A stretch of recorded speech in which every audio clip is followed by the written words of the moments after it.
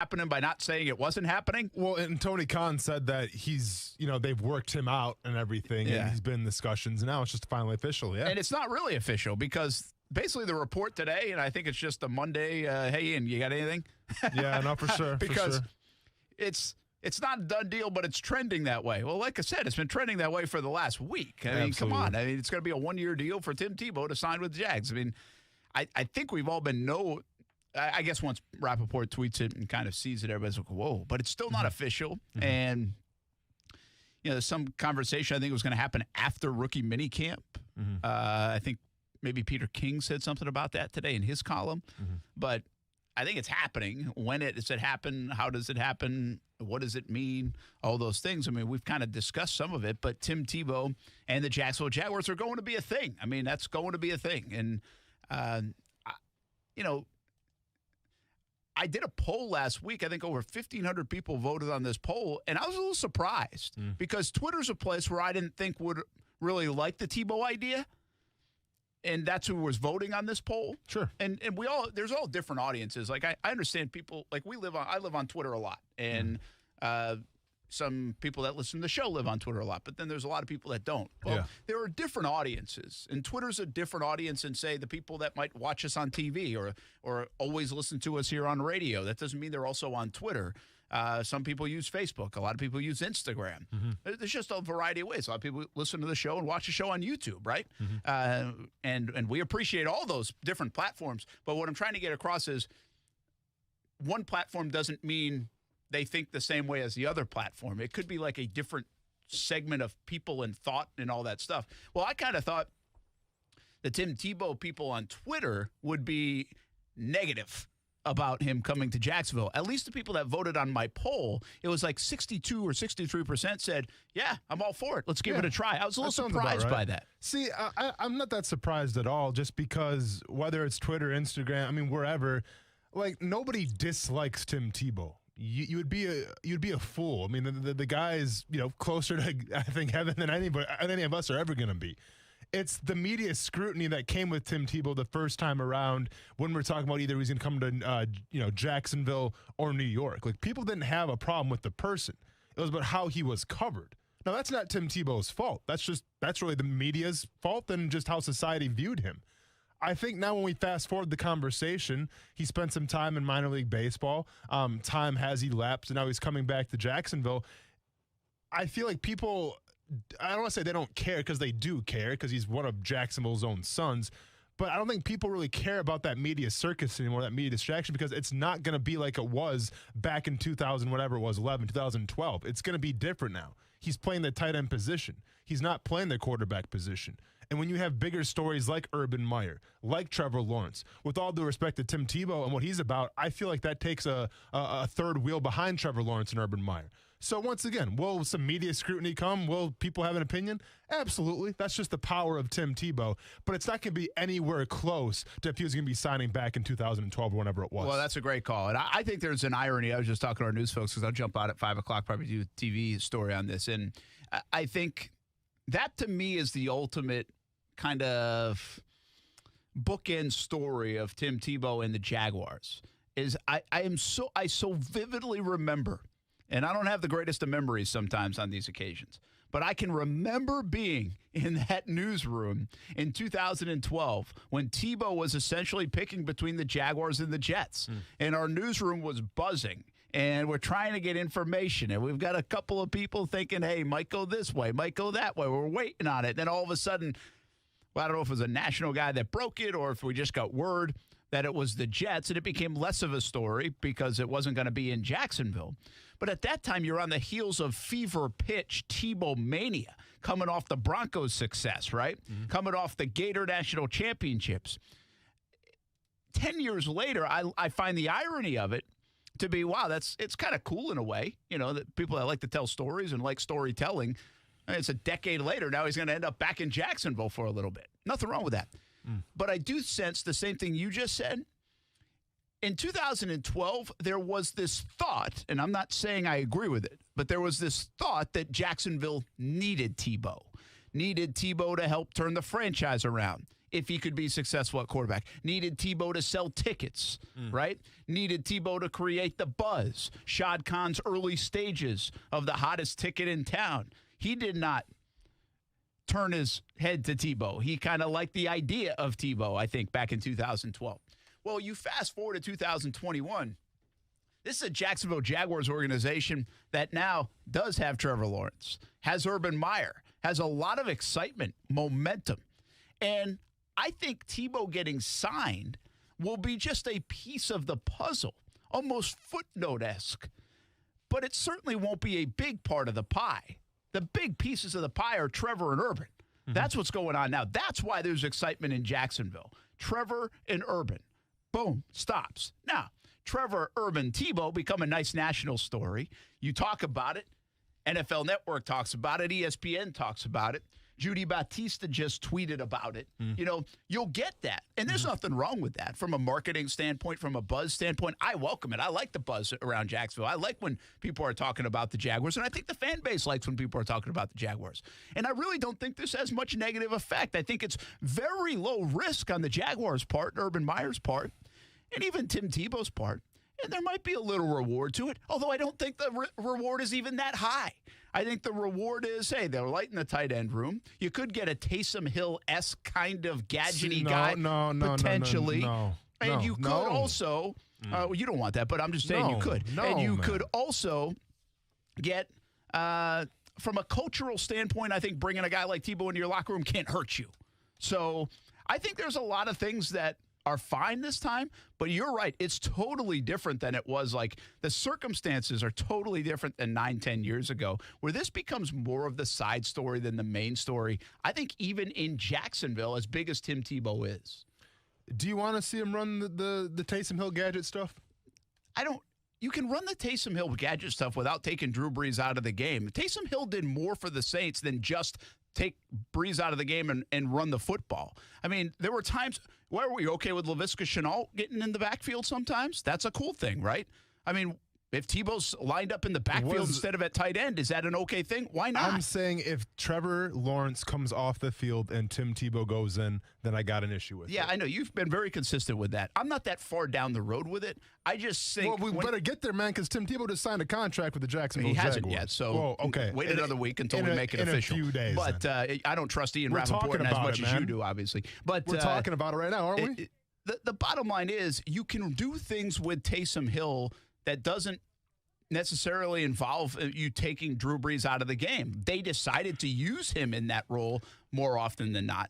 But did you get excited when Laviska Shenault went to the backfield? I did. I kind of liked it. It was like, hey, something different. Now, whether that was Wildcat or lining up next to a guy like Trevor Lawrence, or at the time like Gardner Minshew, that gives you a different look. I think Tebow can do some of those things without taking Lawrence out of the game necessarily. Okay, but I'm saying, why did they use Taysom Hill over Drew Brees?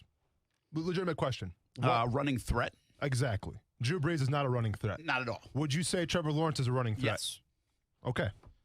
So there we go. Okay, but again, if you took Tebow and you lined him up at the tight end spot, and then all of a sudden everybody goes in motion and before the play, and now you put him in the backfield. No, listen. And now, again, Trevor's still in the game.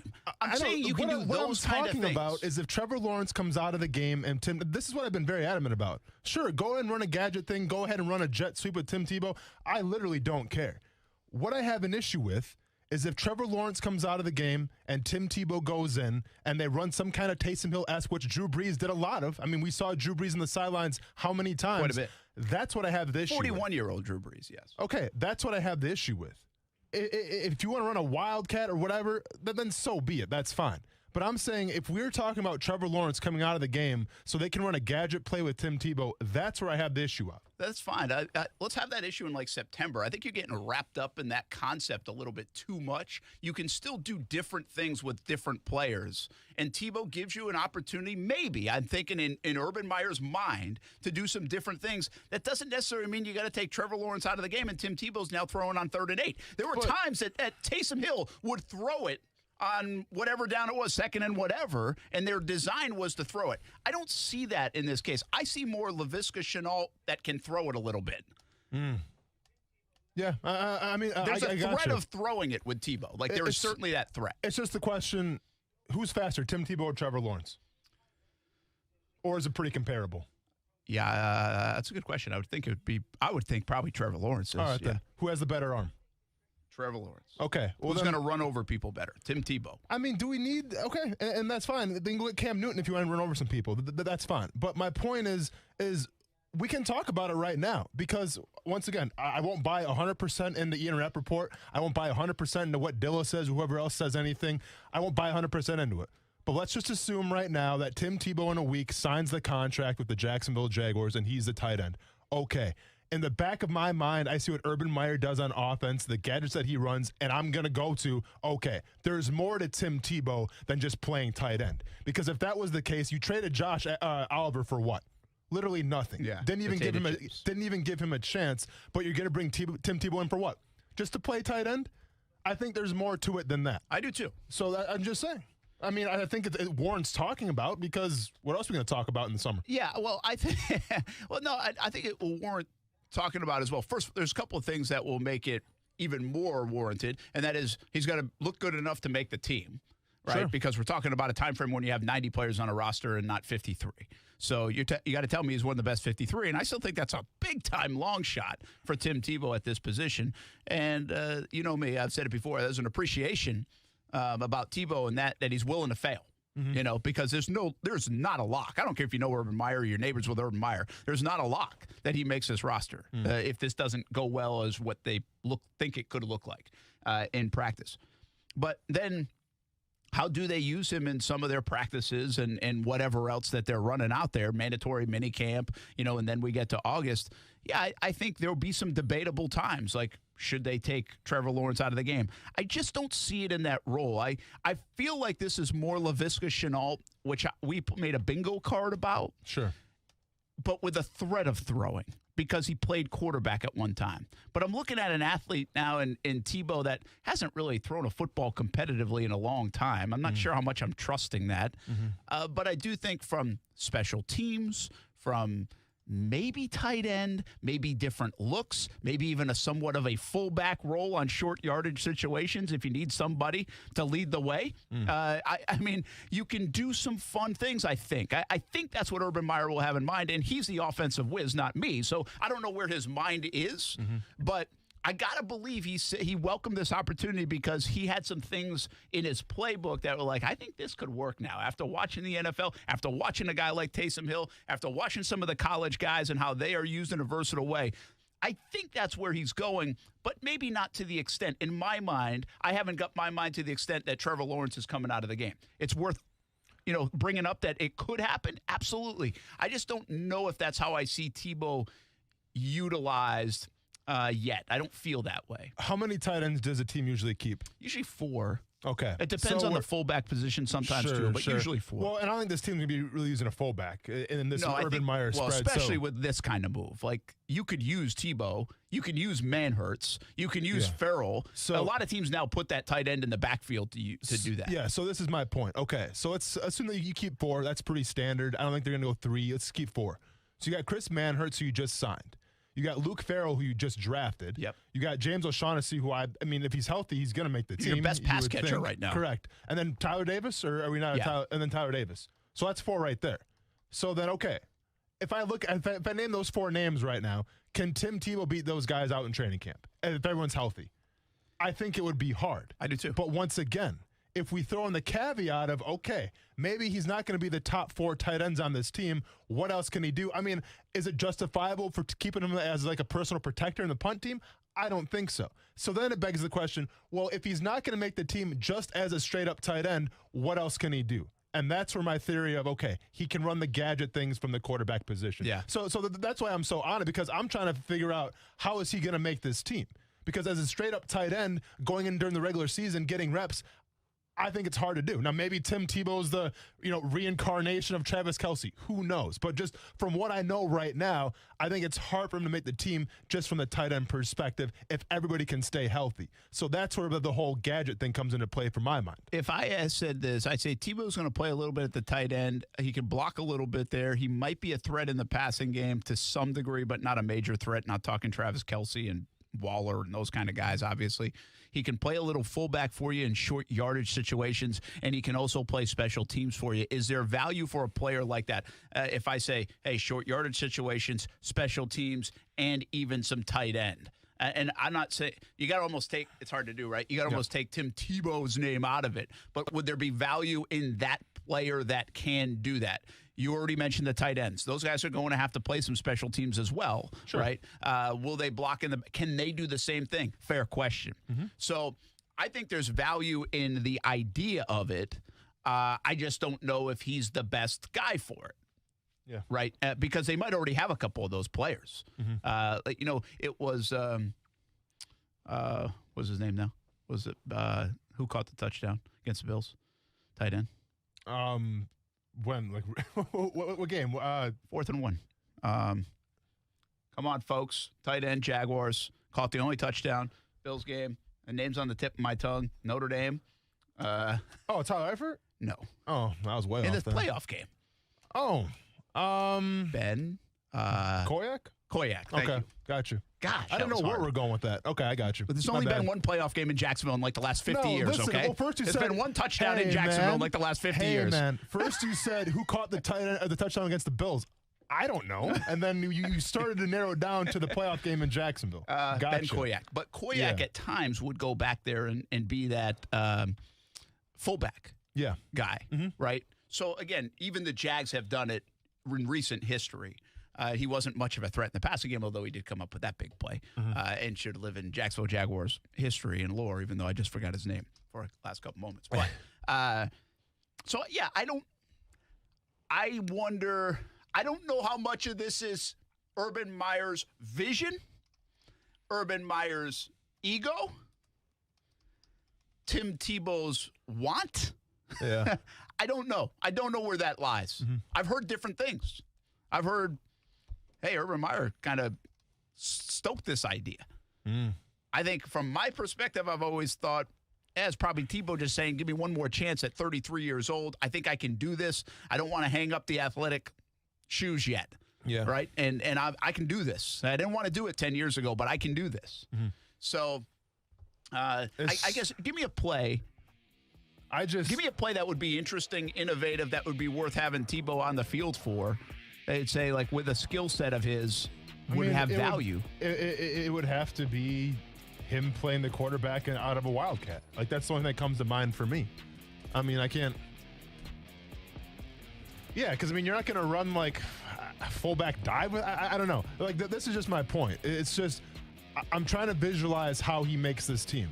I don't think he makes a 3 tight end roster or a 4 tight end / H-back roster with just the skill set that he has. I think there's more to this if he makes the team. And that's where the gadgets come into play. Yeah, it'll be interesting. We'll spend a little bit more time on it. Can he make the team? The Jags, listen, if there's one tight end room one tight end room in the NFL that's, well, quite frankly, not very good. I mean, the Jags might rank 32 out of 32 teams. For sure. Would mentoring count towards a plus for him as well? Well, I don't think mentoring on Trevor Lawrence. For maybe Trevor Lawrence or no, I don't think that's the case. But I do think you bring up a good point, and I wonder how much value. We asked this question: how much of this is Urban Meyer saying we need to change the culture around here? This is one of the ultimate culture guys that can blend in. Again, I go back to the minor league stories. He was not a distraction inside their locker room. He was a very good teammate from everything you hear and read and see. So you already got winners in Urban Meyer, good culture guy, in Trevor Lawrence, a winner. Can you get that? Does that matter? I'm not telling you, I'm not trying to sell you on it. I'm just wondering how big of that is the idea of Tebow in Jacksonville, even for the next few months, even if he doesn't make the roster. I wonder if it does factor in a little bit as a tone setter kind of thing, and maybe there's a little bit of a pot of gold at the end of the rainbow. Who knows? We'll be back. Action Sports Jacks on ESPN 690. Now, the First Alert forecast on ESPN 690.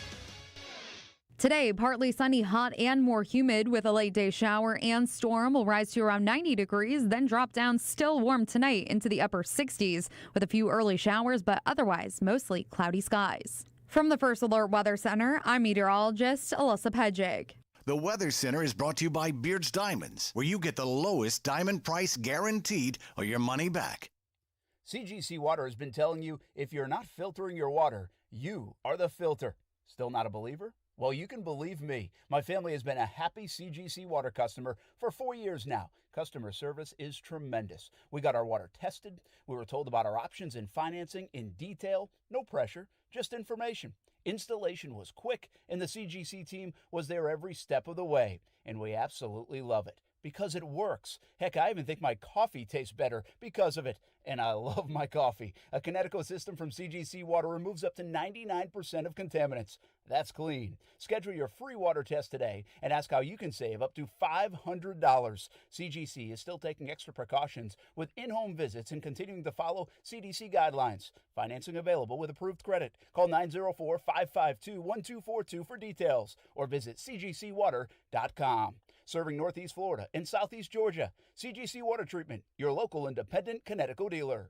It's been 6 months since my wife leased her new Cadillac from Fields Auto Group, and she absolutely loves it. It's our first experience with Fields, and it's been terrific. They say you can step up to luxury for less, and we did. Not just a luxury Cadillac XT6. The car is beautiful, but the customer service is extra special too. It was like that at Fields Cadillac Jacksonville, and it will be like that at any of the Fields locations in Jacksonville. Cadillac, of course, Jaguar, Land Rover, Lexus, Mercedes-Benz, and Porsche as well. Yes, it's luxury for less at all Fields Auto Group locations in Jacksonville. Plus, you'll also be part of their exclusive Fields Amenities program, where you will get complimentary loaners, car washes, and cafes. We are now part of that Fields Amenities program, and my wife tried the loaner program. It was easy and a nice added benefit. So whatever you're driving, see Fields and step up to luxury for less. Check out their locations all around Jacksonville, just like we did. You can go visit fieldsauto.com. Spring is sprung, the air is warm, flowers are blooming, and the cigars are smoking.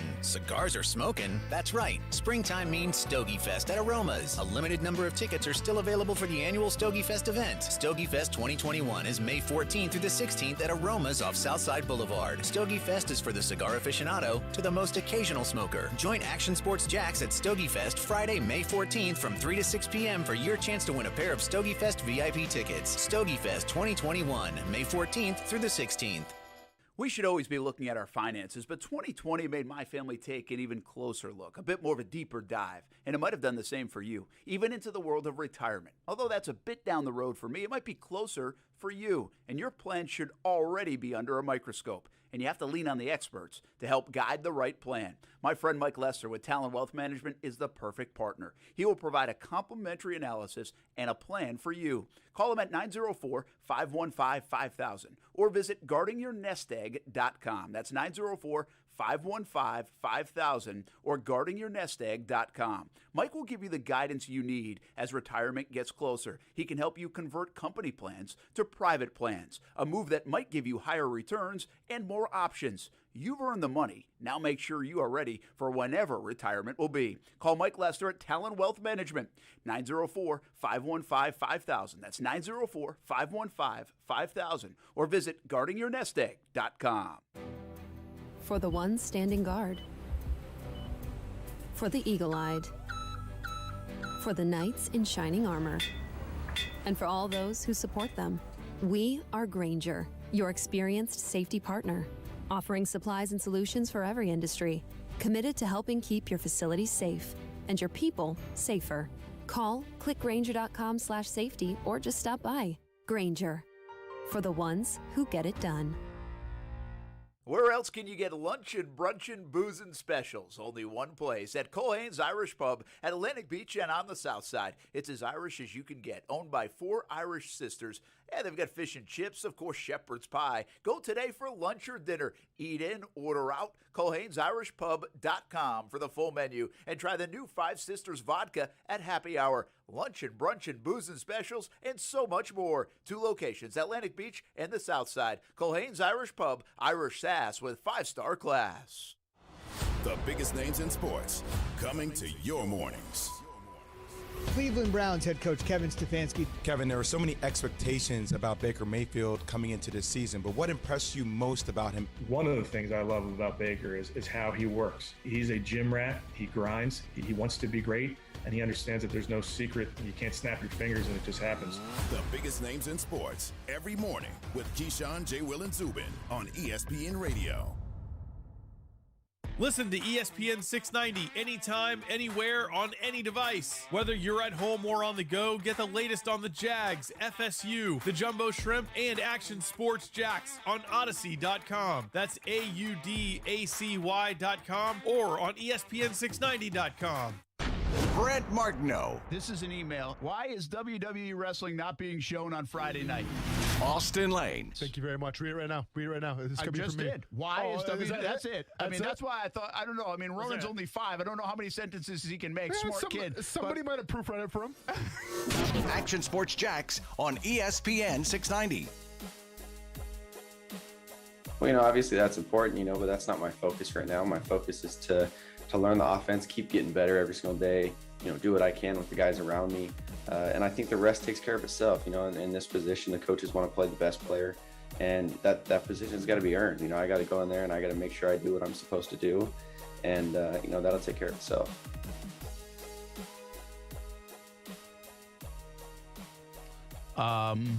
Timothy Tebow. That wasn't Tebow. No. Zach Wilson? Yes. Dang. Close. So good at this game. Both quarterbacks for the Jets. Amazing. One was. Amazing. I can take the weekend off and still be that good. Oh, you didn't skip a beat, man. Didn't skip a beat. Matthew says, wait, you forgot who caught the only playoff touchdown in Jacks this century? Yeah, sorry. I didn't have Ben Koyak on the planner to talk about today. Yeah. I'm bad I was with there. the I just names, don't remember it too much. I was kind of there. For various reasons. Yeah. Well, I was a fan. Yeah. I wasn't covering it. You were different reasons. Different reasons, yeah. Will Ben Koyak go in the Pride someday, especially if the Jags don't score another touchdown in the next 10 years? I feel like that Jaguars defense should go in the Pride for that game. I remember because we talked about it before a little bit. But I tweeted because one Bills fan wanted to fight me with. Surprise! It's playoff football. I get that, but then I kept going to every single Bills fan that I saw because once again, I was having a good time. But I remember saying, you all drove this far down the East Coast to watch your team put up 3 points. You couldn't even get a touchdown out of them. Yeah. How depressing for you guys. Came all this way. Because, they had buses. There was busfuls of people jumping off tables and all that stuff. Yeah. Drove all that way for 3 points. You know, it's funny. It was a good crowd, and they were all in one spot. See what happens when you're on the visiting team? Mm-hmm. A lot of times they'll be spread out through town. You have like a restaurant here or there. But the Bills congregate all in one spot. And so I remember before that game, people were like, it's already like, you're hosting a playoff game. Who cares if like 80% of Buffalo shows up? Let's just enjoy the playoff game. Sure. Let's not worry about how many people are from the other team. And Bills fans were just as hungry, keep in mind. Oh, yeah. Right? They hadn't been in the playoffs in forever either. They've stunk for 2 decades. Mm-hmm. And so you don't blame the Bills fans for buying up tickets. And probably Jags fans, I don't know if you can blame them, but at the same time, it's like they're probably getting 5 times face value. No, for sure. Right? For sure. That's called an investment. No, exactly. I thought Jacksonville came out and it was cold. Yeah, for sure. It was a little chilly. So going into that stadium, Austin, I remember everybody's like, oh my gosh, there's so many Buffalo fans here. Mm-hmm. There's so many Buffalo fans here. And it's like, okay, we'll see. Well, you get inside the stadium. Yeah. And it wasn't close to as many Buffalo fans as everybody thought there was. There was a good contingent of Buffalo fans. Yeah. But it wasn't like, by the way people were talking that day, you thought there were going to be 50% Buffalo fans and 50% Jacksonville. Those were the stories, the narratives going around social media. Mm-hmm. And I'm like, oh, great, here we go. This is going to be embarrassing. Like, it didn't feel that way at all. I mean, at all. Like, I was on the field at the start of the game. Place was on fire. Yeah. And as the Jags are winning, the place is on fire. And it's like, it felt more 90% Jacksonville and 10% Buffalo. Yeah. I don't even know what the numbers ended up being, but it certainly wasn't near the narrative of, and I think most of it was because down near the, like across from Intuition Ale? Yeah. Is that where they all gathered? Because you stopped by there, right? That's where they circled the wagons. Yeah. And it was. But they were all together right there. Pretty, so yeah. it looked like a ton of them. Yeah, a majority, like I would say 80 to 90% of them were, I forgot what lot that even was, but yeah, underneath that bridge, they were over there. Yeah. Yep, exactly. And then there's a couple of them, in another spot. But, I mean, I'll be honest. Like, were they super aggressive? You better believe it. But one of them, I remember, one of them asked me to powerbomb him through the table. And I'm like, there's no way, sir. Because this could be, there's cameras. This could be a lawsuit waiting to happen. All of a sudden, I missed the powerbomb. You land on your head, and now it's a problem. Now it's a lawsuit. So I'm glad I didn't do that. I wanted to. Lord knows I wanted to, but thankfully I showed a little restraint and didn't do that. How about this tweet by Super 70 Sports I just saw? Tim Tebow could take up the oboe next week, and some bleeping orchestra would sign him next month. I love it. Dude, that's pretty good. Tebow's the gift that keeps on giving. All of a sudden, all my old Tebow tweets are starting to get rehashed, and now I'm getting mentions again. It's the gift that keeps on giving. That's pretty good. It's crazy that people just search that dude and want to comment on him. I know. Polarizing. It's amazing. Polarizing individual. It is amazing. What is it? I mean, it's now what where is it about? I think I think that's faded a bit. I don't think it's as much, but this is going to bring that up a little bit, not to the degree it used to be. There's so many people who are just so tired of locally that are tired of the Tebow talk. They just got fatigued by it, and then it became okay, is he going to be a good quarterback or not? And then that he failed in the NFL eventually. Well, those people are like, you might as well have heard an eruption from that camp. Yeah. We were right. Yeah. You were wrong. Yeah. Didn't need this guy the whole time. Yeah. It's just, it does strike me that, and I understand it's not really, I don't even put it on Tebow. It's just everything around him, people kind of got fatigued by from a fan perspective. Yeah. Some people did. And so that created this polar opposite thing going on. But I just it always interests me the dynamic of, we all know Tebow's such a very good person, right? And yet you have this dynamic where so many people are almost rooting against him. Yeah, I know. I mean, it's really kind of I don't want to say hate him because I don't think anybody hates Tim Tebow. But rooting against is a fair thing to say. No, they root against him, and also the rabid fan base that you saw back in whenever it was 2012, when they would line up outside the stadium at 3:16 p.m. and essentially picket with Tebow signs saying "Sign Tebow," and we're leaving the stadium and we see this as players. It's just no other guy is bringing that to the table. No, and I'll be honest, there wasn't a lot of guys in that locker room back in 2012 that wanted him because of reasons like that. Because we have people outside picketing saying "Sign Tebow," it's number one. Imagine, I'm not sure what these people did with their jobs, but nothing says fiscally responsible and financially stable as being 3:15 on a Tuesday afternoon and you can go outside and picket for an hour outside the Jaguar Stadium saying you want Tim Tebow. God bless those people. That's a great question. You got me thinking. Is it the rabid Tebow fan or critic that made Tebow polarizing to some? Say it again. So you just brought up a good point. You have people outside basically with signs saying "Sign Tebow." Yeah. And that kind of, it's you get fatigued of that as a player in the building. Yeah. Really? Come on. Yeah. We're all good players here. We're all this. Not one person's going to save our football team, and we don't need one person that badly. And so there's that side, that fan kind of forcing Tebow on you kind of makes you ugh, Tebow. Or is it the critic that that kind of grew in population for Tebow that made him this polar opposite, because then the fan sticks up for him? You know what I mean? Yeah. No, listen, to me, it's political, but it's not political. Okay? Because we're coming down to the constraints and the confines of religion.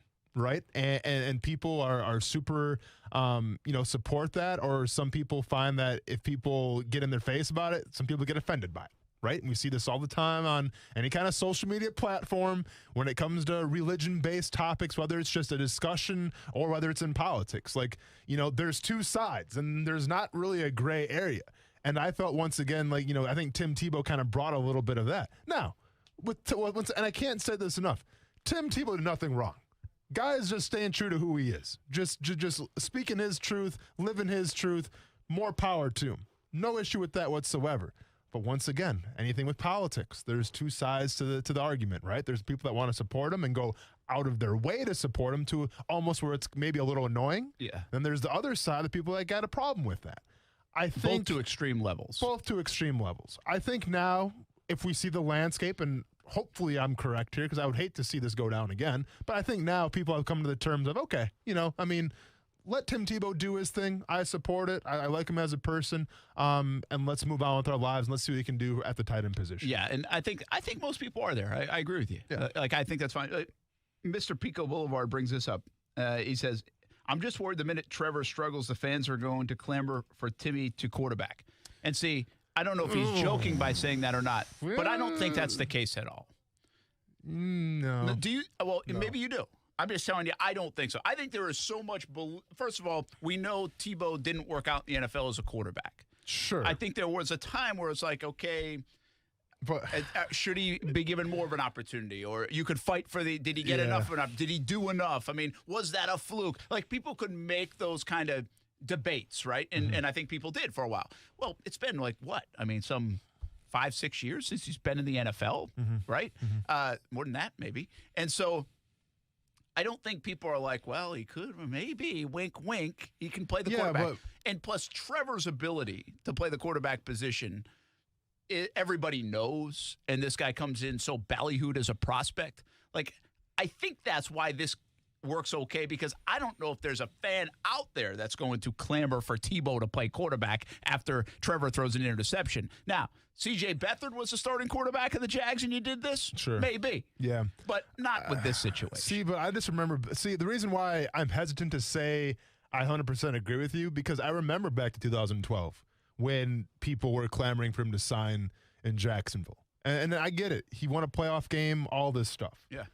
But if you watch the body of work from the quarterback position of what he was able to do, I think, and I speak for a lot of guys in that locker room, it was like, well, are we getting a quarterback or are we getting a circus and a media circus?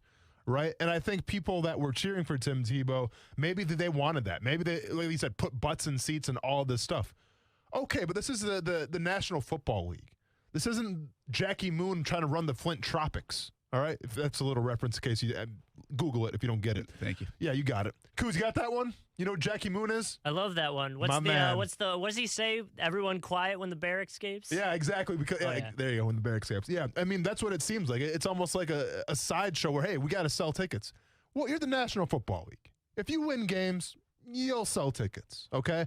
So I don't think we're to that point because, once again, with Urban Meyer and Trevor Lawrence, like, I think you can't use the selling tickets excuse. Yeah. I don't even think that would be a national narrative. Yeah, and as it shouldn't be. The whole, quarterback thing, though, I think, I can see a group of people out there. You think so? And I'm not proud to say it, but I can see a group of people when Trevor Lawrence maybe, goes through a rookie wall a little bit, they're going to say, well, you see what Tebow's got a little bit. Let's get something different, something new. It's an extra wrinkle. Get him out there, see what he can do. 2 quick questions. Yeah. Do you think he makes the roster? Like, what's your gut tell you? Obviously, we haven't seen him out there, right? Yeah. So, but what is your gut? Would they do this without the idea that he would make the roster? Is a fair question to wonder. Do you want my gut? Yeah. Do you want my tinfoil hat gut? Yeah. Yeah, I think he does make the roster. I think there's a reason why the tight end position wasn't really addressed that much in the NFL draft. I think there's a reason why Josh Oliver got traded for whatever, a 6th or 7th round pick. I think there's a reason why we're not hearing anything on the Zach Ertz end. I think there is a plan for Tim Tebow. Yeah, see, I think he makes the team. I don't think he makes it. Yeah, I don't think he makes the roster. Okay. I think this is going to be – he's going to get every effort, every opportunity to. I think it's a tough transition. I do. Let me ask you this. If he had transitioned to tight end when people wanted him to, say after the Denver days or even before, really, would he have had some success in the NFL doing it early? He's 33 now, I know. Possibly. Yeah. Why not? Possibly is not an answer. Well, I mean, yes or no? How do you want me? Sure. Yeah, I mean, I don't know, Mac. I don't know what it's going to look like. I literally have no idea how this guy can run a route. And I don't know how he can run a route back then. I have no idea. If I had said to you, Austin, we're loaded up at defensive end. Yeah. Go transition to tight end. We'll give you a year to do it. Yeah. Could you make the roster? Early. Probably Not now. Realistically, not now. Probably not. No. And this is coming from a guy who played wide receiver and tight end. That's why I asked you it's that. just It's hard, man. Yeah. It's it is very hard. Listen, Yeah. I'm not taking that away, right? Like Jimmy Graham accomplished that. He played, college basketball? Well, They got him. and a lot of people do. A lot of people transition quarterback to tight end. Antonio Miller. Gates did it. Zach Miller. Zach Miller's Zach Miller was kind of the Tebow example as Tebow was coming out during that time frame. They transitioned him from quarterback in Nebraska, not at Nebraska, Omaha. Yep. To tight end. Guy became a very good tight end in the NFL. Like, obviously couldn't stay healthy, but he very good tight end in the NFL. So that's why I asked them. People have done it. Like, it's the ultimate transition position. I'm thinking, so Zach Miller gets drafted, right? Yeah. A couple years later, they shut down that program. I'm like, damn, dude, like, who do you cheer for? Like, I always have this conversation. I'm like, at least at Murray State, I can still cheer for the Racers on Saturday. What do you do now? Nebraska. Like, who you cheering for? I guess Nebraska. Dang, he doesn't have a home anymore. We'll be back. Action Sports Jacks on ESPN 690. But we do have the question out there. Do you think he will make the roster? I mean, that's fair enough. I'm not going to talk Tebow next. We'll have plenty of Tebow talk, I got a feeling. But what a way to start the week. We'll be back on ESPN 690.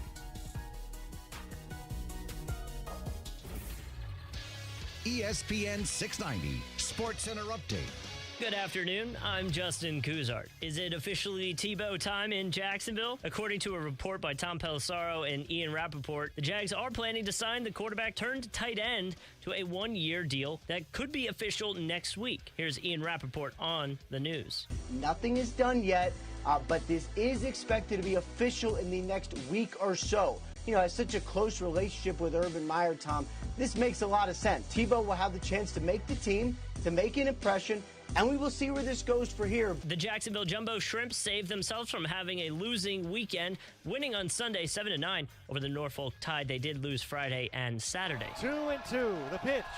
Swing and a miss. Got him with a fastball upstairs. Shrimp win. They are now 4-2 on the season. This report sponsored by Jacksonville Chrysler Jeep Dodge.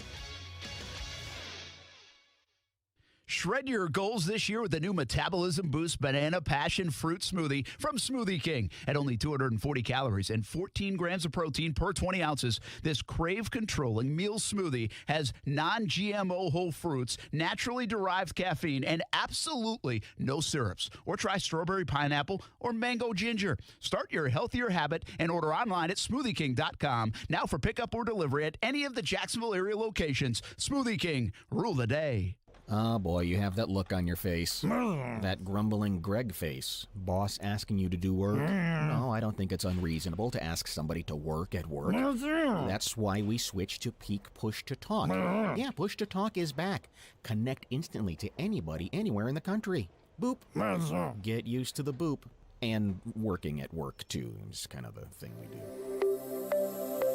Boop nationwide. Learn more at booptotalk.com. Why can't I ever find my people? You can now when you boop. Did you say boop? And you'll beep your crew nationwide with Peak Push to Talk. Booping is back. And better than ever from Peak Push to Talk. A boop and you're instantly talking to your crew. No more texting. No more it was on silent. No more never returned calls. Nope, just boop. Boop. Find your people with a boop at booptotalk.com. Boop. CGC Water has been telling you if you're not filtering your water, you are the filter. Still not a believer? Well, you can believe me. My family has been a happy CGC Water customer for 4 years now. Customer service is tremendous. We got our water tested. We were told about our options in financing in detail. No pressure, just information. Installation was quick, and the CGC team was there every step of the way. And we absolutely love it. Because it works. Heck, I even think my coffee tastes better because of it. And I love my coffee. A Kinetico system from CGC Water removes up to 99% of contaminants. That's clean. Schedule your free water test today and ask how you can save up to $500. CGC is still taking extra precautions with in-home visits and continuing to follow CDC guidelines. Financing available with approved credit. Call 904-552-1242 for details or visit cgcwater.com. Serving Northeast Florida and Southeast Georgia. CGC Water Treatment, your local independent Kinetico dealer.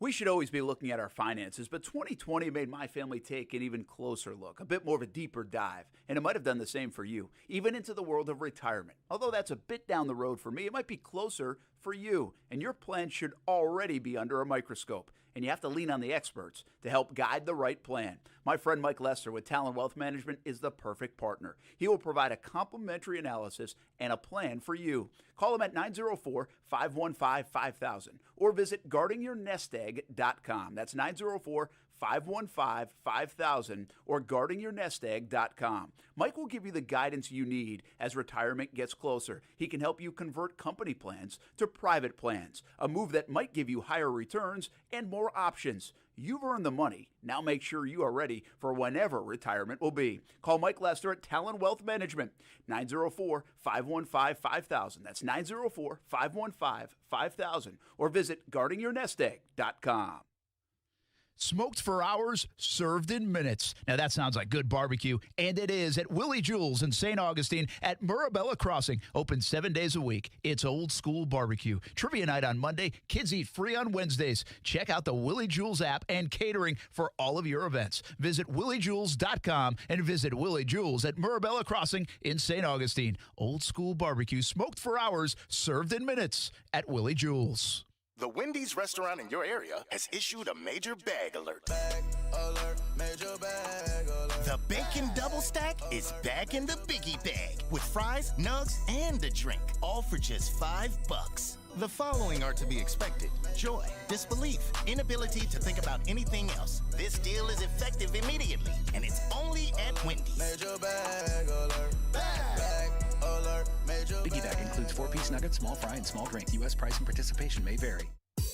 This is Action Sports Jacks on ESPN 690. Welcome into the show, a name you know. If you've been listening and watching ESPN for a long time, I know you know him. We're going to call him one of the forefathers, if you will, of sports radio, Mike Greenberg. Thank you. Forefathers is an interesting, that's fascinating. Every day, as I talk to more people, I get older and older. So that's kind of funny. Listen weekdays from 3 to 6 p.m. in your car or stream them. ESPN690.com.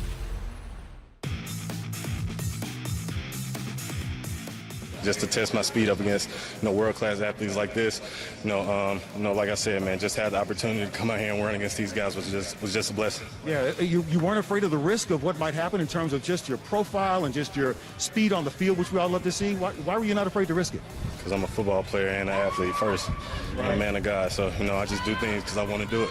Help us understand the difference between the speed that we see you do on the field as a wide receiver, and of course, in that chase down, versus the type of speed you need on the track. Is there a difference in your mind? Did you learn something today? Oh, yes, sir. These are world-class athletes. They do this for a living, and it's very different from football speed. That's obviously DK Metcalf. Oh, yep. Everything Tim Tebow today. Oh, he says man of God. I see where you're going. Had me fooled. Had me fooled for a second. Did you watch that? I saw the highlights. I got you. Shout out to the Peacock app. I got to watch that live. Interesting.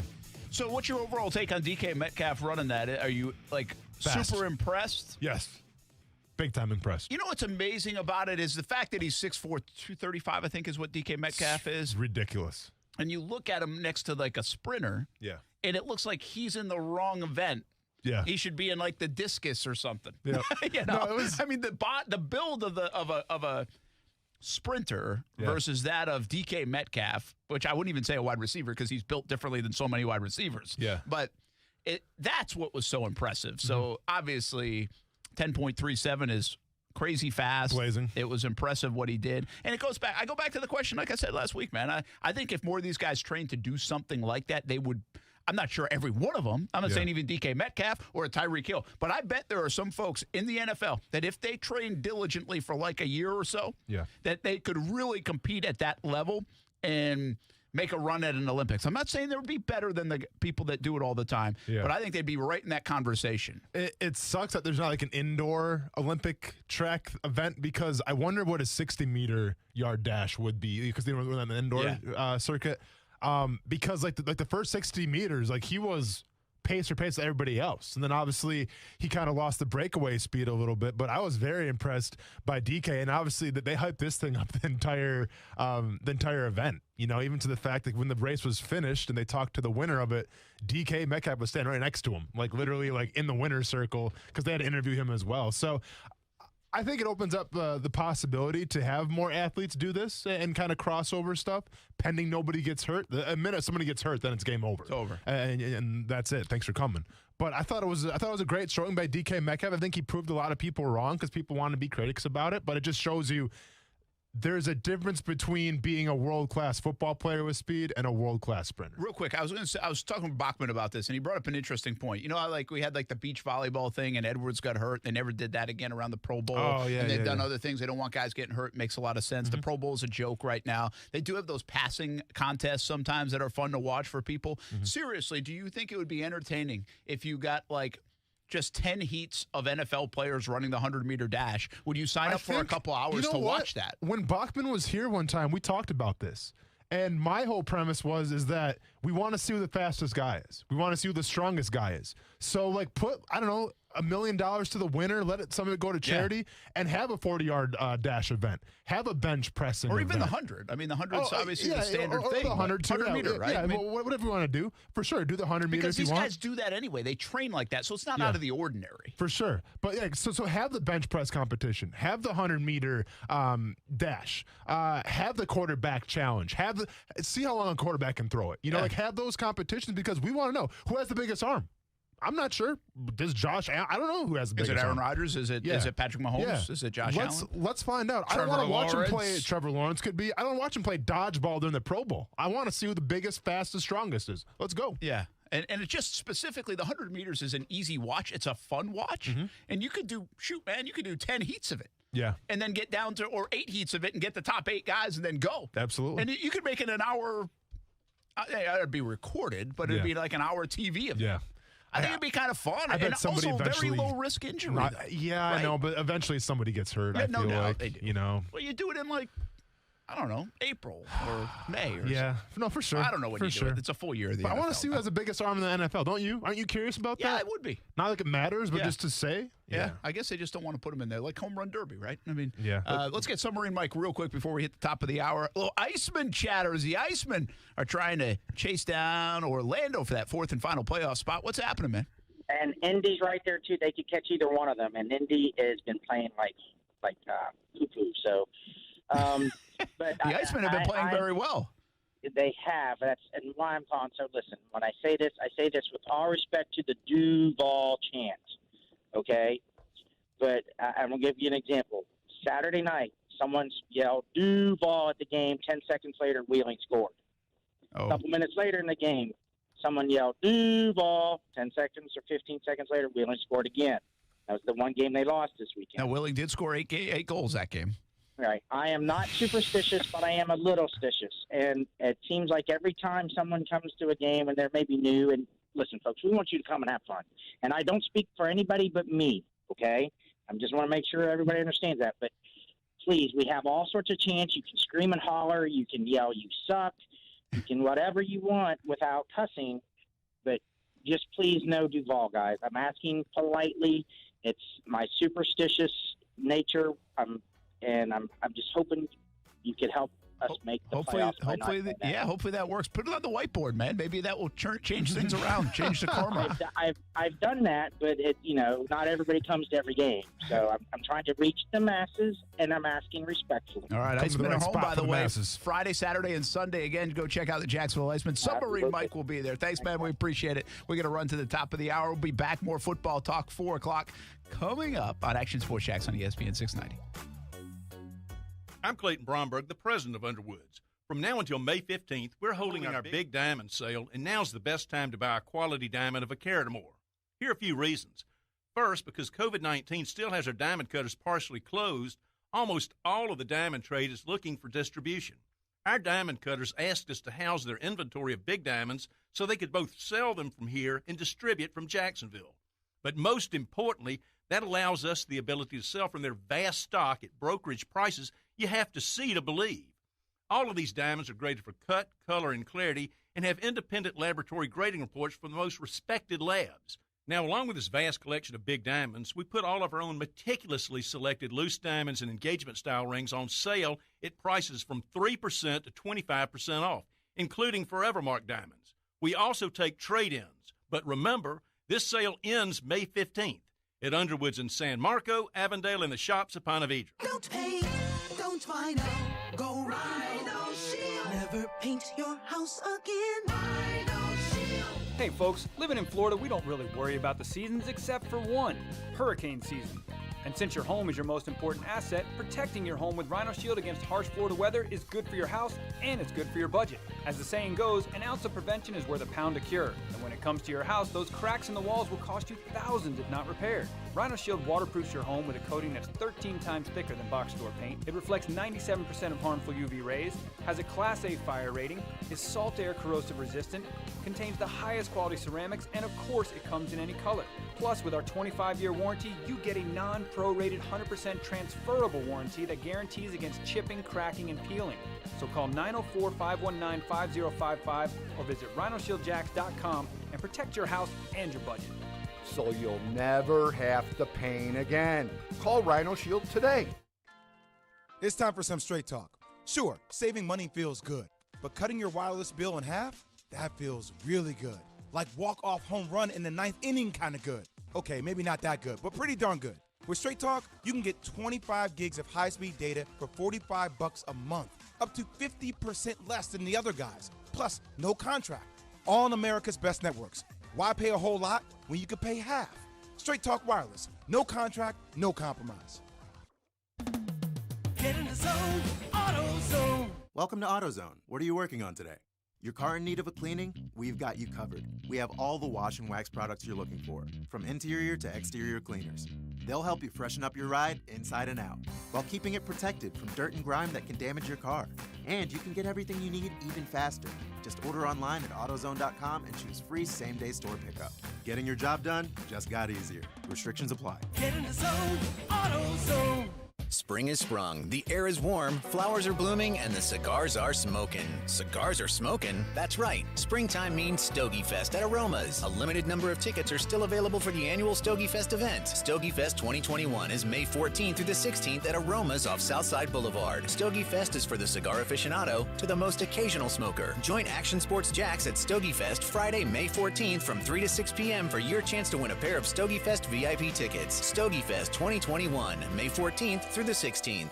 Where else can you get lunchin', brunchin', boozin' specials? Only one place, at Culhane's Irish Pub at Atlantic Beach and on the South Side. It's as Irish as you can get, owned by 4 Irish sisters.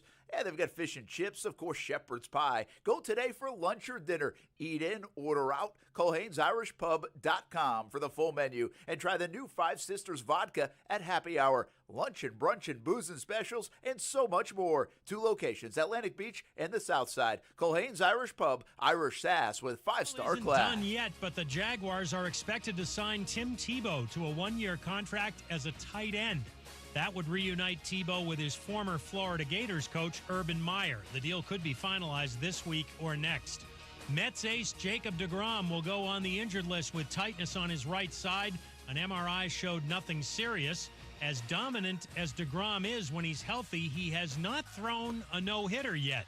There have been 4 this year. The record for a season is 8. ESPN's Jeff Passan says no-hitters are a symptom of a bigger issue. Strikeouts, generally speaking, have gotten so out of control, and batted balls have become so infrequent that you have this perfect storm that's leading to an abundance of no-hitters. Jeff Passan on game night. Kentucky Derby winner Medina Spirit is going to Baltimore for the Preakness, but trainer Bob Baffert says he won't be there to avoid being a distraction. That Derby win is now in question after a positive test for steroids. Think O'Reilly Auto Parts for all of your car care needs. We're close, convenient, and known for our guaranteed everyday low prices and excellent customer service from professional parts people you can trust. Stop by your local O'Reilly Auto Parts today. O'Reilly Auto Parts. Better parts, better prices every day. Broadcasting live from the ESPN 690 Anajar and Levine studios. Anajar and Levine Accident Attorneys. Call 904-600-4000. That's 904-600-4000. ESPN 690. Jacksonville's home for ESPN Radio. WOKV Jacksonville. Listen live everywhere you go on ESPN690.com. ESPN 690, a Cox Media Group station. Broadcasting live from the ESPN 690 Anajar and Levine studios. This is Action Sports Jacks on ESPN 690 with Brent Martineau and Austin Lane. Felt good about my game coming in here, but I didn't know that obviously I wasn't expecting to come in and win first week straight out again, but it's satisfying to see the work is paying off. But it's just the start. There's so much more I want to achieve and so much more I want to do in the game. Hopefully history repeats itself, and I can get a lot of confidence from this and go forward. But I'm just happy that I can I can hit the golf shots that I need to under pressure. That is Rory McIlroy, winner of the Wells Fargo Championship. It's been 18 months since Rory was in the winner's circle. I've said this before on the show, I think Rory McIlroy is one of the most refreshing athletes we have in today's sports culture. I think he really, even that last little bit, just to say, yeah, it was nice to know that I can still hit the shots under pressure. Yeah. I think it was good to see Rory win. He's an interesting guy to me in the sense that I'm a big Ryder Cup watcher, viewer. It's like my favorite sporting event, and so I need to root against Rory McIlroy in that setting a lot. Mm-hmm. But I think he has become one of the most affable and fun players in sports to root for because of some transparency, vulnerability. He gets it. He understands his stage, and he's not afraid to say stuff. And others are very protective of that, but not Rory McIlroy. So it's good to see him. Like I can sincerely say, like, how it's cool to see him back in the winner's circle for the PGA Tour. Golf's better if Rory's playing well. PGA Championship, by the way, just around the corner in a couple of weeks. So that is the next major. Still have to get used to that. The fact that the PGA Championship's in May, and we also have to get used to the fact that, like, Mother's Day was yesterday, and the Players Championship final round did not get played on Sunday. Yeah, it's weird when you're watching the players, you don't see them rocking the pink for the last day. Yeah, so there's still, like, that's not settled into my brain yet. It still feels, like I said on TV, I have all these Facebook memories that pop up, and it's like from the Players Championship and everybody wearing pink, and like Steph going out there and the kids going out there for the day, and that had become kind of a tradition in Jacksonville. I do think some people miss that. I don't know if the moms miss that or not, but I do think people miss that. Hopefully everybody had a happy Mother's Day, by the way. Rory McIlroy said the fans being there or not being there influenced his play. Do you think on the other side of this, and I kind of feel like we're getting closer to the other side of this where we see more fans, that there will be other players that we find out from different sports that kind of needed that, fed off that 15,000 fans wasn't enough in a football stadium. They needed 70, to kind of get to their extreme level. Yeah. Again, McIlroy is very interesting because he said at first, he's like, I think the quiet might be nice and it might be, he's like, but he learned that he needs the energy. He needs to feed off the energy of the crowd, a little buzz. And he admitted that he's the only athlete that I've seen really say like his performance suffered in the pandemic. I'm sure there are others, but I wonder if we see some performances in maybe the more individualized sports, but maybe even in team sports that say, you know what, I just didn't play as well. Like it was hard to get up. Even though you try to talk yourself into it, it's hard to do that. Yeah, I think there's something to be said for improved performances possibly. I think that when you take the crowd out of it, it seems like another practice, and sometimes you have good practices and you have bad practices. But like the whole goal of practice is what? To play your best brand of whatever it is, whatever sport it is during that game. When you have essentially the same, criteria in a game as you do in practice with terms of, zero crowd noise or just, something feeling off, well, then maybe your performance can hamper a little bit. Like sometimes it's good to know that you're in a big moment. You're in a big event. And what they always say, pressure can make diamonds or it can burst pipes. So I agree with Rory here. I think that we see athletes in front of big crowds feed off that energy and reach an echelon that maybe wasn't, tapped when there was no crowd. So I'm with them on that. I guess a bigger picture, and maybe it's harder to say from an individual level, right? Like, I don't know, will DJ Chark play better when there's more fans in the stadium? I don't know how we're supposed to quantify that. I don't know how he's supposed to quantify that. Sure. But was there any sport in general that you thought kind of the quality of play suffered last year when there were no fans or less fans? And do you think there's a sport like football especially that will benefit? I think we had these conversations around defense a little bit. Like our defense is struggling early on because they don't have that energy to feed off. And that crowd noise either. Yeah, I mean, none of that. Yeah, anytime that you're at home and you're on defense and there's no crowd noise for the quarterback to obviously can't call an audible and stuff, like the offense definitely have that advantage because they can see the look and they can be like, okay, well they're in cover 2 or they're in cover 3, so let's go ahead and call this play. Like there's something to be said for that when you can hear every single thing that's being called. Like there's a reason why there's a competitive advantage when you play at places like KC or Seattle because the crowd noise is so there and intense that you can't audible out of stuff sometimes. All of a sudden you have to go off of a silent count if you're trying to snap the ball. So there are competitive advantages. And I think I agree with you. I think if the crowd comes back and we're at full capacity, I think we're talking about maybe the resurgence of defenses a little bit. Yeah, I think that's the one. I don't know if the NBA playoffs will be better. Mm-hmm. Were they bad? No, I don't think they were was bad. the quality of play bad?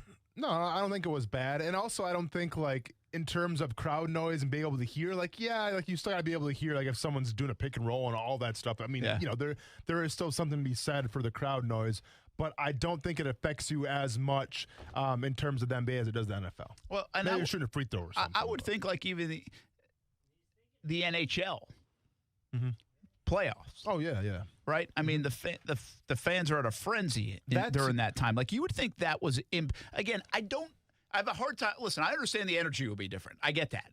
You're either manufactured energy or it's quiet. I mean, that's just totally different. That's foreign, especially in a playoff atmosphere for just about any sport, unless you're sitting there playing chess.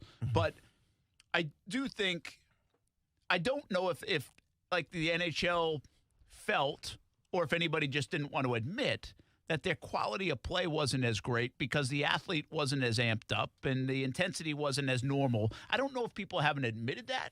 I don't know if that was a real thing, or maybe it just didn't matter. It might not have. Yeah, I'm not sure from the player's perspective if it was really that. It had to be somewhat different, just because how could it not be? But I can tell you from watching it, on TV, it was drastically different. I think the NHL was more different than anything, even including, UFC and MMA, even including NBA and the NFL. Hockey, you felt it because you're used to people banging on the glass, and it's a very high energy, a very interactive crowd sport. And when you took that away and you had nobody, you didn't have, like the NBA had where it's the monitors of fans and stuff like that. That felt really different. Yeah, it'll be interesting to see. I just thought McElroy's comments are at least admitting it is something. I'm sure there are plenty. I still believe, I do believe this, and I don't want to take anything away from the young man because I think he's a sensational player and a sensational talent. But I do think Colin Morikawa coming down the stretch at the PGA Championship last year out in California, I think would have felt totally different if there was a crowd there and amped up energy there. I think the tense moments, that adds pressure. We've seen it in that sport, especially because it's a little unusual. A lot of times it is a quiet atmosphere, but the majors get amped up. I think it does impact. Now, I'm not saying he would have lost because he played beautifully, but I do think it would have felt different and it could have played out different. It makes you think of something else, at least factor in as a player. And that's the one event I remember as saying, I'm not sure he just walks away with this thing if they had a crowd there. And again, I'm not trying to disrespect his talents or him winning. He might have still won. But I remember saying that to myself. I'm not so sure. And there's no way to tell, of course. But I think it would have had a little different kind of feel to it in that one event, and probably a bunch of events along the way. Canelo fight over the weekend. You watched it? You didn't watch it, did you? I didn't really. I mean, I understand. You want to talk about sports being back, though?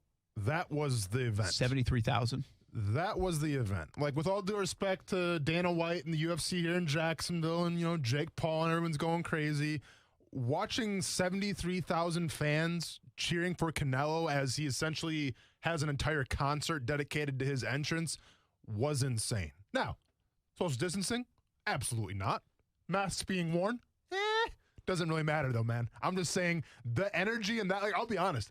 if I was Canelo or Billy Joe Saunders, who we fought, I don't know how I would have probably have a heart attack, man, because I can't imagine how loud that venue was. Because when I say everybody was on their feet cheering to the top of their lungs, that's what was going on. Because it was a ginormous fight. And the fact that, you know, it didn't get a lot of love, didn't get a lot of publicity is a shame in itself. But a very cool event, a great fight. You know, people, you get your keyboard warriors out there. You had your quote-unquote boxing experts that said that Billy Joe Saunders threw in the towel, didn't go out on a shield, kind of caved and looked like he was weak. I don't know, man. Guy broke his eye socket and his cheekbone. See how that feels for Multiple surgeries. Yeah. See how that feels for you. Yeah, and that was I was watching social media during that time, and I was trying to see how it was going. Yeah. And he was winning, by the way, Billy Joe Saunders. I had him up by one on the scorecard, yeah. So then he obviously suffers that injury. Yeah. Gets out of it. Everybody's like, wow, man, this guy's got the heart of a lion. Then all of a sudden doesn't get back and go out there, and everybody's like, what the heck? So you ruined my viewing experience. I know. I don't care if you have a broken eye. I would have stayed in there. Really? As you're eating Cheetos on your mom's couch, drinking a chocolate milk? We are some kind of society in Isn't sports it crazy? sometimes. So here's what happened with Billy Joe Saunders. And you know how I feel about it. I'm never going to question the toughness of anybody that walks in either that ring or that cage. Right? Like, as soon as you make that walk, and you make that walk in front of whatever 70-something thousand people, guess what, man? Do whatever you want to do. I'm not going to judge you. I'm not a pro boxer. But I'll say this. I don't think he quit. I don't think he threw in the towel. I think what happened was he got his cheekbone broke, and along with his eye socket, and he felt, you know, obviously he's in the fight. He's doing thing. Adrenaline's flowing. You sit back down on that stool. Everything starts to go numb. Stuff starts shutting down. It's like, I can't see. I can't talk.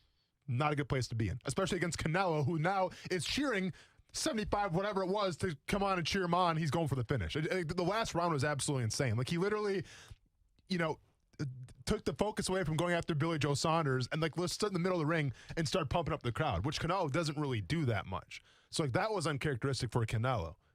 Insane atmosphere. I don't blame Billy Joe Saunders at all. Hopefully, you know, the surgery goes fine. I feel like we've talked about the topic so many times about boxing, but what's amazing to me is there's not a lot of conversation about it in the mainstream. All right. Yeah. Like, you're not going to go to a water cooler and people are talking about Friday, the Canelo fight. Sure. You're a boxing fan. You know about it. Obviously, the MMA. But then you go and see the event or see that event's happening and you see all the interaction, again, on a place that we live a lot. That's social media, on Twitter. And everybody's talking about it. Yeah. Right? And you said everybody's an expert on it. But then there's also 73,000 people. Oh, yeah. And you're like, diehards. Hard ticket to get, by the way, too. Yeah, and you're like, why wasn't this a big deal going in? See, right? yeah. Like, it almost, it's a weird thing. And boxing's strange in that. I half the time I think boxing's like dead. And then you have an event like that and you're like, it's not. It's just not as mainstream as it used to be. And we don't like that. Like, I say this about NASCAR all the time. NASCAR had this heyday. And NASCAR got, like, mainstream. And it became like, heck, people started thinking it was like entering the top 4 sports talk, you know, for a little bit there. And then it went away, the recession, some changes, the stars go, and it's nowhere near what it used to be in terms of the mainstream, but it's still very popular. And we don't want to admit that it's still makes money, does well in TV ratings, popular, but it's because it's measured against that ultimate peak time. Sure. Well, boxing and other sports, by the way, have seemed to me in that same essence have that issue. It's not that there aren't fans. It's not that it still doesn't have a popularity to it. It's just not as mainstream or as big as it once was. And we always measure it to that once was. And boxing, shoot, man, you could measure it back to the 1950s and 40s if you want in terms of the way it once was. We also had another event in the last week, and now the drug test of horse racing, which is in a very similar fashion. Yeah. So it's an interesting thing with boxing, but I don't believe it's dead. Like, we ask that question all the time. That shows it, man. There were 73,000 people there. No, it's not dead. It has taken steps back, and we've had those conversations before. I've went on those rants. But I almost feel like, and I don't even want to call boxing the niche sport, because it's not that either. I just think that the way this country treats boxing is the way we kind of treat, like, how other countries view soccer. Right? Or it's almost like how a dude like you or me say, well, how is Taylor Swift this popular? Like, it's just, it's not for a lot of people. Yeah. But, and I talked about this on Friday a little bit with Stuart. when you have a guy out of Mexico like Canelo, who is the biggest superstar of that country, bar none, but then you realize just how much that country loves their fighting sports, especially boxing, right? And you see with Conor McGregor, like, why is Conor McGregor so popular? Because Ireland put him on the map. Yeah. Why is Canelo so popular? Why was Canelo at the forefront of getting his own, essentially his streaming service with DAZN? Because Mexico put him on the map, right? It's not because the United States is putting him It's not because there, the United States, right? So sometimes, and keep in mind, these events go down in the States because, well, Las Vegas, fight capital of the world, AT&T Stadium, a big capacity, which sold out, obviously. But, like, you saw it there and in that stadium where people love Canelo. And people love Billy Joe Saunders, too, for the most part. But Canelo is the must-see attraction. He is the draw. And for that reason, boxing is not dead. Because there's always going to be, and like, once again, it's hard for us in the United States to think about it like this. But boxing in Mexico, in Europe, it's tradition. Like, you grow up on it. Like, it's what you follow. Because let's be honest, people in Mexico, do they really care about football? Maybe they're starting to learn to like it a little bit. But it's boxing. It's soccer. It's not really the big three like we have here with baseball. Maybe baseball a little bit, but you know what I'm trying to say. So when we look at the landscape of boxing, it's funny because the fight capitals take place in the States, Madison Square Garden, Las Vegas, AT&T Stadium. But, like, the global reach is more around us than it actually is, you know, in the States. Because look at Deontay Wilder, big name. I mean, we talked to him. You know, he's the heavyweight champion of the world. Were people going absolutely insane for Deontay Wilder? Super Bowl, no. Yeah, absolutely not. He just walked. I mean, he talked to us. He had $300,000 around his neck, and that's going to draw you some attention. How big of a deal is he? He talked to us. He talked to us. Okay, you think Tyson Fury's talking to us? I'd love him to, but probably not. Yeah. Exactly, and that goes to show the point. And I'll say this too. The next super fight, hopefully, will be Tyson Fury, Anthony Joshua. They're having some contract. What else is new? Contract disputes. But if that fight goes down, it's going to be at a soccer stadium in Europe. We're talking about one of the biggest fights of all time. Like, we're talking like Ali Frazier type big. It's going to be insane. Which is just, think about what you just said in a world where for the last 20 years we've talked about the demise of boxing. Yes. Like, and I don't necessarily feel like now it's coming back. I just think it's the mainstream versus the niche. Mm-hmm. And we just don't, in the mainstream, we don't want to recognize the niche. Mm-hmm. Like, to your point, I mean, we don't want to, especially in the United States, we don't want to even admit the soccer world is as big. We've been forced to finally admit it to ourselves. Like, soccer world's a big deal, folks. For sure. It's a big thing. And so it's really interesting. And, I do say it about golf. I mean, golf has become a little bit more mainstream because of Tiger Woods and the rest. But globally, it's huge. Yeah. Like, there's a bigger world out there. And we sometimes don't want to see it or don't want to admit it. It's fascinating. I also say this, though. I wanted to see the fight. Yeah. And I'm not a boxing guy. Sure. I'm not a boxer. I'm not going to sit here and be one of those guys that, I check the tape guy, on boxing. And there are a lot of those. Yeah. But I wasn't going to go find it and pay for it. Sure. But I wanted to see the fight. And I wonder how many more people or how much... that's part of it, right? So, it's like the pay-per-views and all that Brent, stuff, but enough people are obviously buying it. So this is keep it this way. This is the problem with boxing, though. And this is one of the things I can't stand with it. So Canelo he has an exclusive partnership with DAZN, which is a boxing. It's a fighting streaming service, right? Well, they're not part of ESPN. Yeah. So like ESPN has top-ranked boxing. ESPN's going to pump their top-ranked guys. Now, ESPN will talk about Canelo, but they're not going to give him the features at the top. So they would have gone round by round if it was top-ranked. Exactly. Thank you. So then that kind of takes away a little bit of the intrigue because people in the United States are like, well, who's Canelo? No, that's true. Yeah. They control that narrative. Yeah. I do just – are there not enough people like me that would have watched it if it was on mainstream television, but I'm not going to buy it?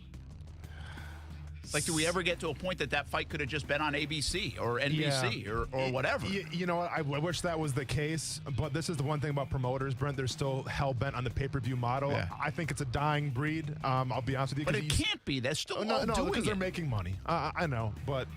Making money. The fighters are making like $50 million. No, but that's why the streaming service is big now, because you pay $10 a month for DAZN and then you get the fight. Yeah. You know, so like that's a step in the right direction. That's true. Yeah, that's hopefully soon you can say it's on ABC, it's on Fox, all this stuff. Yeah. Interesting. All right, we'll be back. Action Sports Jacks on ESPN 690. Now, the First Alert forecast on ESPN 690. Partly sunny and hot today, rising to 90 degrees with a late day shower and storm that can trickle into tonight. With mostly cloudy skies, we'll drop down into the upper 60s, then bounce back into the upper 80s Tuesday with partly cloudy skies with scattered afternoon showers and storms. From the First Alert Weather Center, I'm meteorologist Alyssa Pedje. The Weather Center is brought to you by Beard's Diamonds, where you get the lowest diamond price guaranteed or your money back. Don't pay, don't Rhino, go Rhino Shield. Never paint your house again. Rhino Shield. Hey folks, living in Florida, we don't really worry about the seasons except for one, hurricane season. And since your home is your most important asset, protecting your home with Rhino Shield against harsh Florida weather is good for your house and it's good for your budget. As the saying goes, an ounce of prevention is worth a pound of cure. And when it comes to your house, those cracks in the walls will cost you thousands if not repaired. Rhino Shield waterproofs your home with a coating that's 13 times thicker than box store paint. It reflects 97% of harmful UV rays, has a Class A fire rating, is salt air corrosive resistant, contains the highest quality ceramics, and of course it comes in any color. Plus, with our 25-year warranty, you get a non-prorated 100% transferable warranty that guarantees against chipping, cracking, and peeling. So call 904-519-5055 or visit rhinoshieldjacks.com and protect your house and your budget. So you'll never have to paint again. Call Rhino Shield today. No matter what you are driving, you can step up to luxury now at any of the Fields Auto Group dealerships in Jacksonville. Cadillac, Jaguar, Land Rover, Lexus, Mercedes-Benz, and Porsche. Yes, it's luxury for less at all Fields Auto Group locations in Jacksonville. Plus, you'll also be part of their exclusive Fields Amenities program, where you will get complimentary loaners, car washes, and cafes. So whatever you're driving, see Fields first and step up to luxury for less during this amazing opportunity. Visit fieldsauto.com. I'm a call it like I see it guy. Sometimes that twists the competition's panties in a bunch. Sometimes it causes pearl clutching. But it always lets you listeners know the truth. Last January, I told you winter was slow and you could get a deal on upgraded systems because it's true. And here's the truth about summer. Most AC breakdowns happen from stress testing during that first string of scorching hot days in summer, causing every reputable AC company to be booked out at least 2 or more days. Any company not booked solid in summer isn't a company you want in your home. But who wants to sweat it out 2, 3, or more nights waiting for a new AC? At Griffin Service, we've solved the logistics to fix that problem, because we fix what others can't. We call it our Sign Today, Sleep Cool Tonight program. So if you forgot the tune-up in spring and things go to turd buckets in summer, don't sweat it out waiting. Call Griffin for our Sign Today, Sleep Cool Tonight guarantee, exclusively at griffinservice.com. CMC 1250697.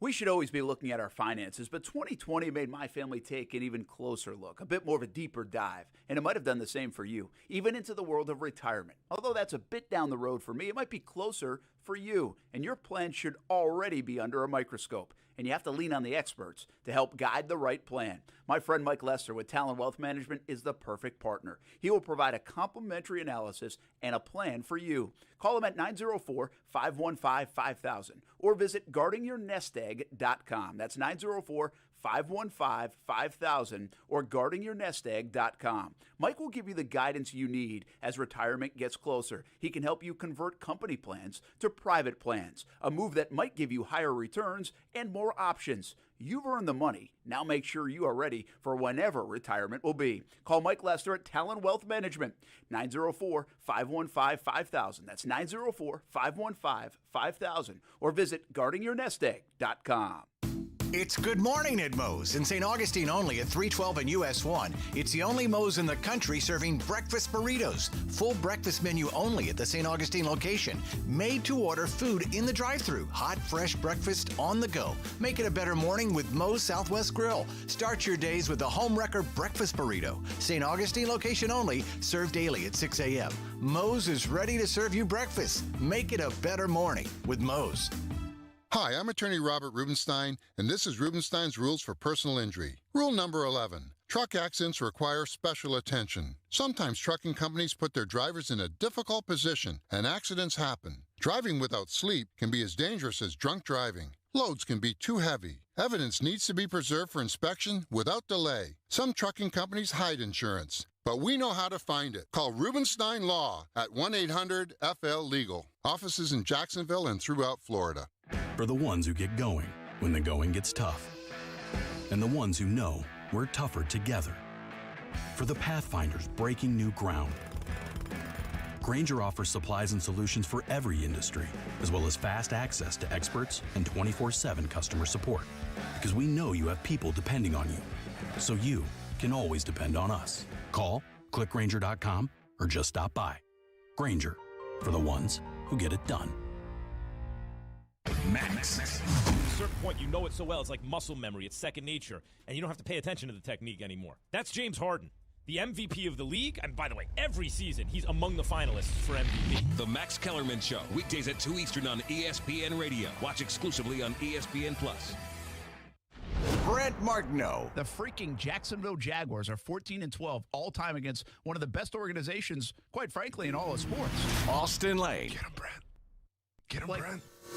Action Sports Jacks on ESPN 690.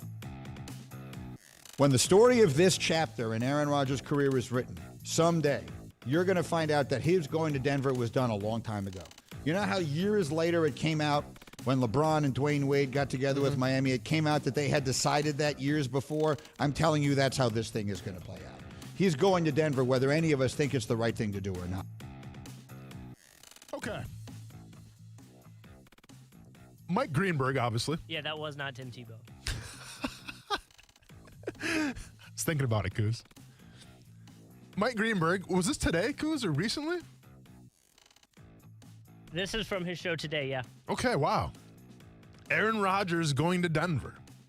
Now, it would make sense with Denver's draft. Didn't really address the quarterback. Right now, you're starting well, right now, the quarterbacks are Teddy Bridgewater, who think what you want, and Drew Lock, a young kid who's showing some promise, but also wraps young Jeezy on the sideline. So how into him can we really be?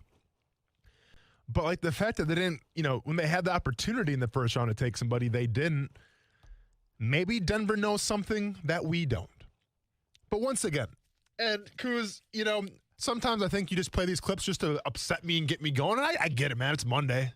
Sometimes we need some energy to get through that 4 o'clock hour. I understand. That's what I'm here to do.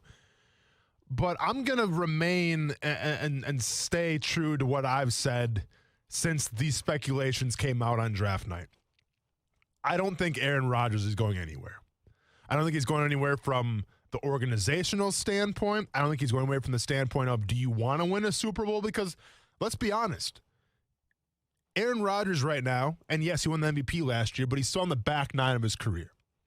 And whether you're Tom Brady chasing or not, maybe you have 4, 5 good years, and that's me being extra generous right now.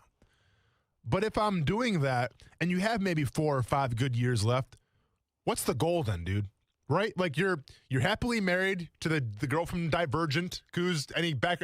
Do we have an Aaron Rodgers tracker present or not? We should. Yeah. We should, right? I mean, that could. Hey, you want to talk about in terms of popularity, Coos? I have some friends back home that would love to see the Aaron Rodgers tracker. Yeah, but the problem is like Trevor tracker. It's the TT. We'd have to. Well, it's going to be the Tebow tracker pretty soon too. So don't copyright that just yet.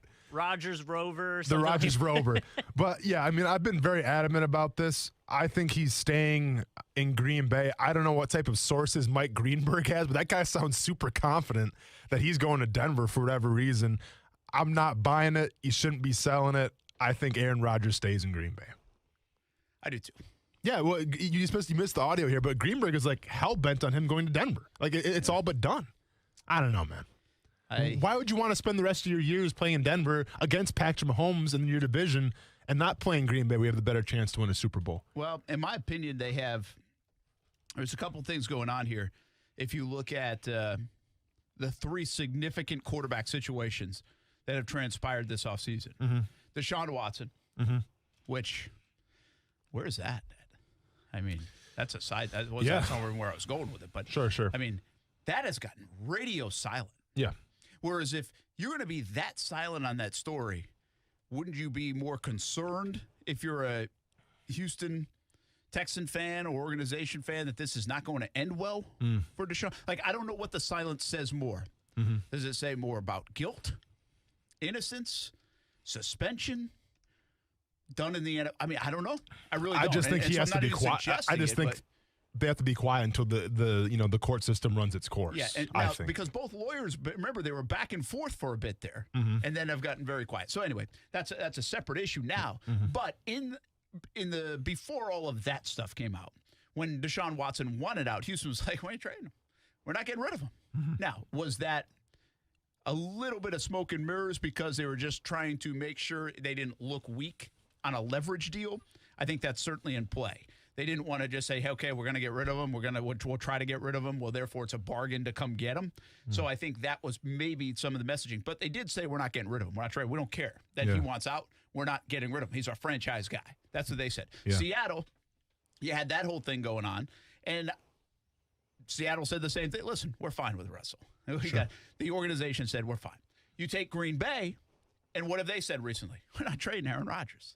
San Francisco, Kyle Shanahan said we even called draft day or the day before, and it's like, yeah, we're not trading him. So, but see, it's a little different though because Aaron Rodgers has how many good years left though? Well, it's sure, each situation is different. One was a super young quarterback in the NFL in terms of Deshaun. Russell Wilson's now a decade in, but still has plenty of football. And the other one's Aaron Rodgers coming off an MVP year, his third one. But also, you're right, toward the back end age-wise of his career, no doubt. Sure. So different situations, but the same circumstances within the organization is my point. And if you look at those situations as of now, Deshaun Watson is still in Houston. Again, a little bit unique on that front. But Seattle, Russell Wilson is still there and not going anywhere. And so Aaron Rodgers, when the organization says we're not trading him, I don't think they're going to trade him. No, for sure. And I just think if you resign, like Brent, do we both agree that players talk to each other during the offseason? I would hope so. Now, is Aaron Rodgers a good teammate, a bad teammate? I think he's a good teammate because he's never given me a reason not to say that. Okay, I remember when we had Jake Ryan, correct? Yes. Jake Ryan, former linebacker from the Jaguars, spent some time in Green Bay. I think now he's in Baltimore, if I'm not mistaken. Nevertheless, even said how great of a teammate Aaron Rodgers was. So when people say things like that, you know what? I give him the benefit of the doubt. So you mean to tell me that Aaron Rodgers didn't have conversations with Aaron Jones or Mercedes Lewis before they re-signed their contracts? Because what we've been led to believe right now is that this has been percolating and it's been brewing in Green Bay for a while, right? Since really that last playoff loss, like Aaron Rodgers has been upset and he's wanted out. That's what we've been told. But then we have guys like Aaron Jones signing a big contract, but taking a pay cut, mind you. Then we have guys like Mercedes Lewis, who, let's be honest, is just trying to get a Super Bowl. Can we get Mercedes Lewis a Super Bowl, please? Can we just get him one? Like, that's what he wants to do right now. You think Aaron Jones re-signed or Mercedes Lewis re-signed with the Packers to say, hey, let's have Jordan Love be the starting quarterback and let's take some time to rebuild here? I don't think so. So then what are we talking about? All the criteria, all the evidence shows that he's coming back. And listen, maybe I'm in the wrong. Maybe Greenberg's he does have a lot better sources than I ever will. Maybe he knows something that I don't.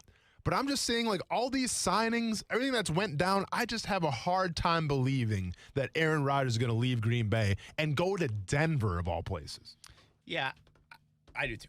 Yeah. Listen, John Elway factor. Could he try to land another guy and save everything? I don't see it. It's not smart for Green Bay. Green Bay's already said no, and it just doesn't make a whole lot of sense. Like, I don't see it. I think you lose your job if you lose Aaron Rodgers. I think you should at least. I don't know how you could pin this all on Aaron Rodgers if he ends up walking out the door in Green Bay. So that might be for the first time in a long time, a tough thing to sell to the Packers loyal fan base. Yeah. You know? Yeah. So I think he's staying. What does beg the question though? Who's the next? Let's just say whatever happens with Aaron Rodgers. Let's not include him in this conversation. Who's the next one? Who's the next QB? Because this is now a thing. Correct. You know, this has become, when you have it happen like it did, and then you have a kind of toxic quarterback carousel of the last offseason with Carson Wentz going somewhere and Goff and Stafford getting moved, who they don't even want Garoppolo anymore after signing him to a $128 million deal. Yeah. When you have those kind of situations, the quarterback used to be like, that's the safe commodity. Like, that's preserved. Like, he's on lifetime contract, especially if he's any good. Sure. Not the case anymore. You don't get sometimes second chances. You don't get the honeymoon period as long as you used to. And from a player perspective, if you want out, you might get your way. So who's next? See, it's funny because you asked that question. It's like, well, who's next in for line for a big contract? But that's not really what we're talking about anymore. Not. It's got nothing to do with money. It's got everything to do with how the organizations are run and that quarterback feeling slighted or disrespected. So to me, the easy money would be, okay, well, Baker Mayfield, because he's got a contract coming up. But he's in such a great – dude, you got the best running game probably in the NFL. Yeah. You got weapons like what are you bitter about? Yeah. You know, so like I don't think it's going to be Baker Mayfield. I have no idea, Brent. Could it be? It's a great question. Could it be with the stuff that we heard, and I understand you just mentioned contract, and this guy just got a big one, but with the stuff that we've heard, not just we, but has been said about Mike McCarthy and Dallas being Dallas, could we get into a situation that after this season, if things start going awry and it kind of becomes toxic and they fail again, that even with that big contract, like a Dak Prescott says, you know what, I don't want to be here. Yeah. I mean, could he become that guy? I mean, I don't see it, but I'm just wondering because that's Jerry Jones, that's legitimate. Dallas, that's McCarthy, and that's a situation that soap opera-esque can blow up. So like maybe the things are already, some of those seeds are already there to not blossom well. See, in order for this to happen too, like you have to keep in mind, not every player can do this. Like I get it, you play the quarterback position, you can hold the team ransom, but not every player is as powerful as Aaron Rodgers, as Deshaun Watson. So it takes a special type of player to do this. So it's not 32 quarterbacks in the NFL. I would say maybe 10 of them can get away with doing this. I do like the Dak Prescott one. That makes a lot of sense. Will Lamar Jackson be upset with anything? I feel no, because I don't know if people seemingly gripe often in Baltimore. Just Orlando Brown did one out and got out. Sure. But it doesn't feel that way. They've been very stable as an organization for so long. More that people want to be a part of it than go away from it. And they've been very good to Lamar. So I thought about that too, but I don't see that. And Jared Goff, you feel like he hasn't even earned his stripes. Let's be honest, by the way, with Lamar. Lamar's best position to succeed might be in Baltimore because they've already kind of built it around him. Yeah. You've got to get somebody else to kind of do that and commit to that, I guess, style, if you will, that offense, if you will, to make him the most successful maybe in the NFL. At least that's the way it appears to be. So, I mean, Goff's interesting, but I mean, I don't know how much leverage he's going to have. And he'll only be there a year, so I can't imagine. Matt Ryan?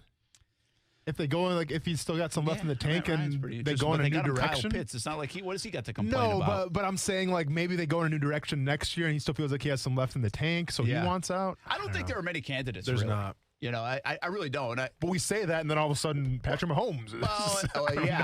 If you had asked me that Seattle and Russell Wilson would have had a problem like last year at this time, I would have said no. Yeah, there's no way. And I still, so much so that I don't even really believe there was as much there as was reported. Like, I really still don't. I don't. His agent didn't come out and say he's interested. I mean, there was something there. There's legs to that. Yeah, one. there was something there. Yeah, he actually might be the next one that does it again. Sure. Like maybe things don't get smoothed over. It's gonna maybe it kind of becomes Aaron Rodgers-esque. Because think about Aaron Rodgers. He was ticked off when they drafted Jordan Love. But it took until this long to maybe ask officially to be like, I want out, if that's where it ends up going. So it could be Russell Wilson kind of planted the seed this past offseason, but it doesn't really come to fruition until like next offseason. Yeah. So he might be the next one in play. It'll be interesting to see. I'll tell you another guy that's really interesting from a quarterback perspective, if we really look at it, is what is going to now happen with like Jameis Winston in New Orleans. Like, does he now take off in his career? Is he just stuck on the bench as a backup quarterback? Do we kind of forget about Jameis Winston? He's an interesting quarterback in the NFL. Is he the next Teddy Bridgewater, where he kind of just starts bouncing around because that guy can help me win 5 or 6 games, but I don't really believe in him long term. Yeah. Just got me thinking because I was thinking of all the different quarterback situations, and New Orleans is kind of seems like they're in the middle of something, but I can't even describe what it is. Yeah. They got Taysom Hill and Jameis Winston. It's crazy, New Orleans, because like they have the offense, obviously, right? And you have an offensive-minded coach. Yeah. I mean, you're putting essentially all your chips on the Taysom Hill table. We'll see. I'd rather put my chips on the Jameis Winston table than I would the Taysom Hill table. Yeah. Well, you should put on the Tim Tebow table. Or maybe the Tebow table. That's a table. We'll be back. Action Sports Jacks on ESPN 690.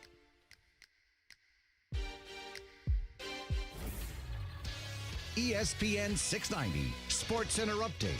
Good afternoon, I'm Justin Kuzart. The Jacksonville Jumbo Shrimp saved themselves from having a losing weekend, winning on Sunday 7-9 over the Norfolk Tide. They did lose Friday and Saturday. 2-2, the pitch, swing and a miss. Got him with a fastball upstairs. Shrimp win. They are now 4-2 on the season. Is it officially Tebow time in Jacksonville? According to a report by Tom Pelissaro and Ian Rappaport, the Jags are planning to sign the quarterback turned tight end to a one-year deal that could be official next week. Here's Ian Rappaport on the news. Nothing is done yet, but this is expected to be official in the next week or so. You know, has such a close relationship with Urban Meyer, Tom. This makes a lot of sense. Tebow will have the chance to make the team, to make an impression, and we will see where this goes for here. This report sponsored by Morgan & Morgan. Morgan & Morgan, for the people. There is a taste of the islands in every drop of Vida de Luis tequila, imported directly from Tequila, Mexico to Jacksonville Beach. Vida de Luis is the only locally owned tequila in Jax Beach. Support local and try Vida de Luis. Award-winning, smooth, all natural, no aldehydes or additives, which means wake up feeling good the next morning. Find out where you can pick up a bottle of Vida de Luis, Blanco, Reposado, or Añejo. Just visit VitaDeLuis.com. Support local and taste the islands in every drop. Hi, I'm attorney Robert Rubenstein, and this is Rubenstein's Rules for Personal Injury. Rule number 6, only settle when it's the right decision. We try cases all the time, but the truth is, most cases settle. With our lawyers on your side, the insurance company knows if they don't make a fair offer, then we will see them in court. Our experience will assist you in deciding whether to accept an offer or go to trial, and our advice will help you make the right decision. Call Rubenstein Law at 1-800-FL-LEGAL. Offices in Jacksonville and throughout Florida. No matter what you are driving, you can step up to luxury now at any of the Fields Auto Group dealerships in Jacksonville. Cadillac, Jaguar, Land Rover, Lexus, Mercedes-Benz, and Porsche. Yes, it's luxury for less at all Fields Auto Group locations in Jacksonville. Plus, you'll also be part of their exclusive Fields Amenities program, where you will get complimentary loaners, car washes, and cafes. So whatever you're driving, see Fields first and step up to luxury for less during this amazing opportunity. Visit fieldsauto.com. I love that sound. To me, it's a battle cry, because when you have a plumbing emergency, what you don't want is some chuck-in-a-truck plumber treating it as just another day on the job, scheduling you for whenever suits him. Well, let me check on that. Hey, Bobby, when are we getting back from fishing tomorrow? Yeah, about tomorrow afternoon. And then doing turd bucket work whenever he finally shows up, if he shows up. Well, flap that, Jack. If you've got a clogged drain, a burst pipe, or a broken water heater, you want same-day service from someone who will go to war on your problem. That's what Griffith's Service does. We offer same-day service for plumbing emergencies, burst pipes, clogged drains, and water heaters. And we'll not only go to battle against your plumbing emergency, we're also waging war against mediocrity in home services. We won't just fix your problem, we'll fix it right. So for same-day service for your plumbing emergency, call GriffinService.com. 1430-261. Spring is sprung, the air is warm, flowers are blooming, and the cigars are smoking. Cigars are smoking? That's right. Springtime means Stogie Fest at Aromas. A limited number of tickets are still available for the annual Stogie Fest event. Stogie Fest 2021 is May 14th through the 16th at Aromas off Southside Boulevard. Stogie Fest is for the cigar aficionado to the most occasional smoker. Join Action Sports Jacks at Stogie Fest Friday, May 14th from 3 to 6 p.m. for your chance to win a pair of Stogie Fest VIP tickets. Stogie Fest 2021. May 14th through the 16th. In these unprecedented times, nurses on the front lines continue to deliver treatment and care under some extreme medical and environmental conditions. I'm Glenn Levine from the law offices of Anajar & Levine. If you are a nurse or other licensed healthcare professional and currently face an investigation or complaint that threatens your professional license, let us help you protect your rights. Call us at 904-600-4000 for a consultation and take back control of your life. Office in Jacksonville. Shred your goals this year with the new Metabolism Boost Banana Passion Fruit Smoothie from Smoothie King. At only 240 calories and 14 grams of protein per 20 ounces, this crave-controlling meal smoothie has non-GMO whole fruits, naturally derived caffeine, and absolutely no syrups. Or try strawberry pineapple or mango ginger. Start your healthier habit and order online at smoothieking.com. Now for pickup or delivery at any of the Jacksonville area locations. Smoothie King, rule the day. Hello, I'm a unicorn. Yes, one of those. Everyone's trying to find me, but most can't, unless they're ZipRecruiter. If you've hired before, you understand it's quite hard to find a unicorn. You know, someone who's perfect for your role. So how does ZipRecruiter do it so quickly? ZipRecruiter's technology matches your job up with the right people for your role and invites them to apply, so you get brilliant candidates fast. Try ZipRecruiter for free at ZipRecruiter.com/hire. That's ZipRecruiter.com/hire. What's up, everybody? It's Austin Lane from ESPN 690 and Action Sports Jax. Your smart speaker brings ESPN 690 into your home office. All you got to do is say Amazon Echo, Google Home, play ESPN 690, and enjoy that succulent sports coverage. We did not give it. My veterinarian, nobody here, Medina Spirit has never been treated with Betamax. I never thought I'd be here. Yesterday, I got the biggest gut punch in racing for something that I didn't do. That is Bob Baffert.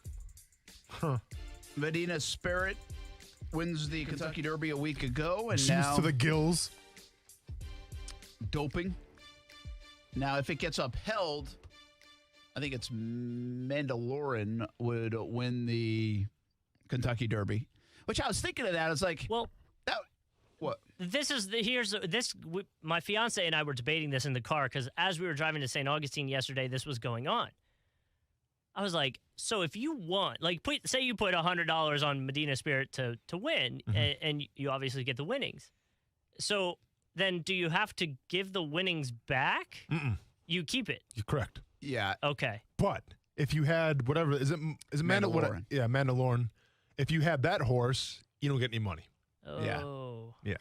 Yeah, it's too late in the game. Yeah, well, that's what I was saying. I was like, could you imagine? Because people, if they won a lot of money, went out and partied and probably spent some of that money. Yeah. Sure. Yeah, it's too late in the game. So there's no way to give it back. But I think to your same kind of, it's a little bit different, but how would it be? Let's just put yourself in the position of Mandalorian. Owners, people, whatever. So, is it cool to say you won the Kentucky Derby? Or, the idea, that's why cheating, especially in this sport, stinks the most. Because the people don't get the thrill of victory. Well, that's horses, so it's not good for the animals either. Well, that's true. Yeah. I mean, also the health of the animal. I mean, also, I don't know, the health of the animal getting that injected with steroids. But those horses live a good life. Well, I had a couple of questions. So do horses on a farm, but okay, anyways. I used to cover horse racing, and I don't know the answer to this other one I'm going to ask, but still, that in that sport, the cheating, I'm trying to think, probably in most sports, but it happens in that moment, the thrill of victory right there, the winner's circle, the euphoria, that. Well, you can't reenact that. Yeah. What do you do? Watch the race again and cross out the horse that won? Would the how do you delete it from the history books? Would the closest thing be and again, maybe I'm way off because I don't know NASCAR well enough, but if there was a piece of equipment used on a car that's not allowed, so then you don't get to do the whole fail, donuts and you fail inspection at the end. Sure, that happens too. So would that be the closest thing to this? No, I would think it's like MMA, where if a guy gets caught doping, like a week later after the blood tests, and he gets caught cheating, then he loses. I mean, it's a no contest. He gets suspended. And so, if you were fighting that guy, do you get the win? No, then it's a no contest. No contest. No contest. So you don't get the loss or anything. Correct. Why can't they just do similar? You also get his money. You also get a bonus. Oh, as you well, would get I more believe. money. Yes. Well, it's very similar, really, to the Olympics. Correct. Because the Olympics, then you get the gold. Yeah. Right? They bump people up. Yeah, a sport that's probably had the most doping ever. Yeah, but you also don't get to stand on the podium with the national anthem and all that. Sure. That's what I'm saying. So, that's, to me, part of being victorious and part of all that stuff and part of sport is the celebration, right? The ability to do that.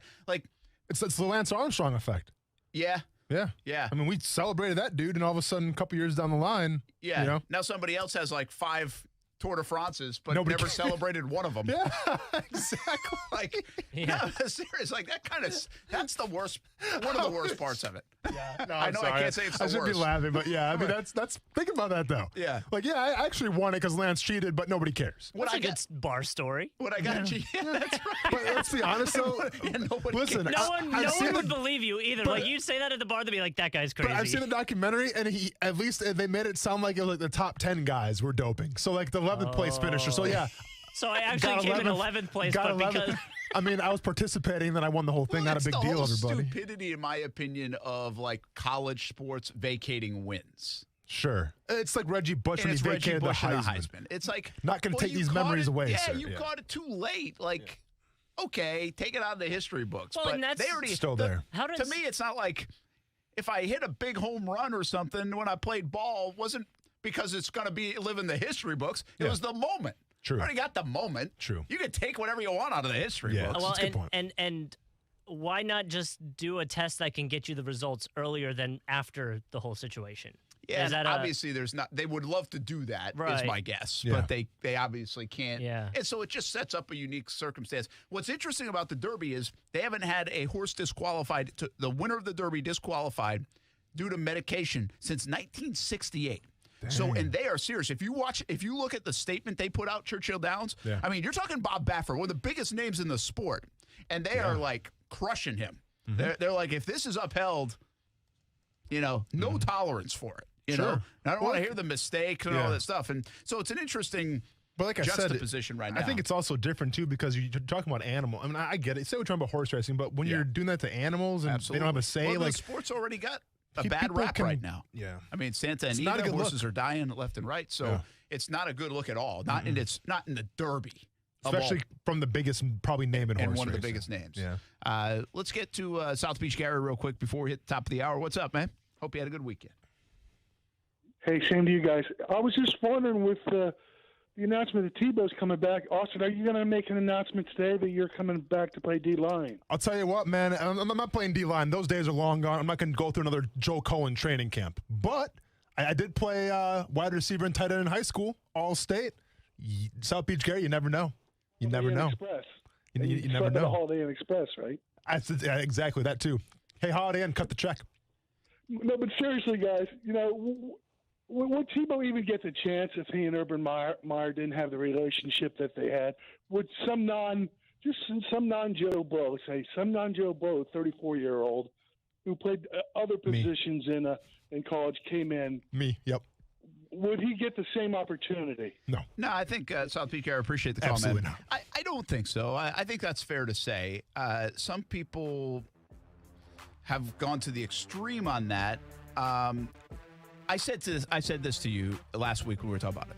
I said, if there's some guy from Wyoming with Tebow's story, and his name's not Tim Tebow, I still think it's a cool story, and it's good for him. And whatever happens, if he gets the opportunity and he makes it, great. If he doesn't, okay, we'll see you later, and the next guy comes in. Yeah. Now, Tebow's not just that guy, I understand, but the story can still happen. Like, we've seen so many people transition. There are a lot of good sports stories out there. We've seen so many guys transition from other sports, other positions, to the NFL even, or to other sports. So it's not as unique. It's the fact that Tebow's name obviously carries a lot of weight. Listen, Tim Tebow, he's in the dance, more power to him. Now, did he know the doorman? Did he know Urban Meyer? Yes. Yeah. Let him right in.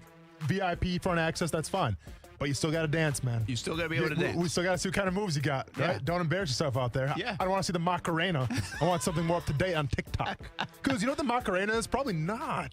I know what it is. Okay, I don't know. Are you playing the Macarena at your wedding or at I your doubt party? it. And No. I'm out. You know, I have I'm out. That's Kuz's, it. I have Kuz's wedding present. Yeah. I'm debating when to give it to him. Timing's everything. Like, should I give it to him live on the show? Does Nicole have to be present? I don't think so. Is it a Tebow jersey? No. Okay. If that's the case, do it today because he's still trending on Twitter right He now. probably should get So that let's one go ahead going and today. do that right now. Yeah, we might want to do that. Kuz, right you have now. to play the electric slide? Yeah, there'll be like line dance stuff like that. Yeah. All right, I'm going to send you a playlist that I want played. I'm not coming to the wedding. Is the electric slide still at every wedding? It's electric. Boogie Oogie. Yeah, pretty much. Probably most. Yeah. Yeah. Teach you. teach you. Yeah, man. That's a good one. Yeah. Yeah. That one's okay. This is the Macarena's not. Macarena's kind of electric what I slide's mean, okay. because then we got grandmas out there doing it. It's like, hey. You don't think grandmas are doing the electric slide? Not like I'm doing it.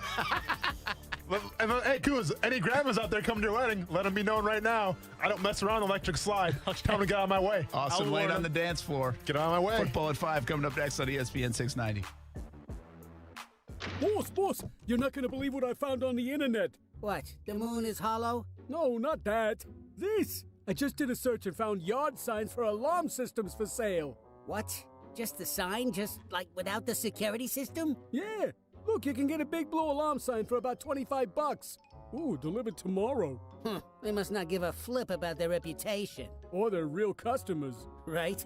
I bet you can't find a SafeTouch security sign on that thing. Boss, SafeTouch wouldn't be involved in something like this. Nope. When you see a SafeTouch sign, you know it's the real McCoy. Right. The two-way communicator, the guaranteed response time. Which is exactly why we always stick to the Crooks Are Us golden rule. Stay away from SafeTouch houses. Now, let's go find us some fake signs.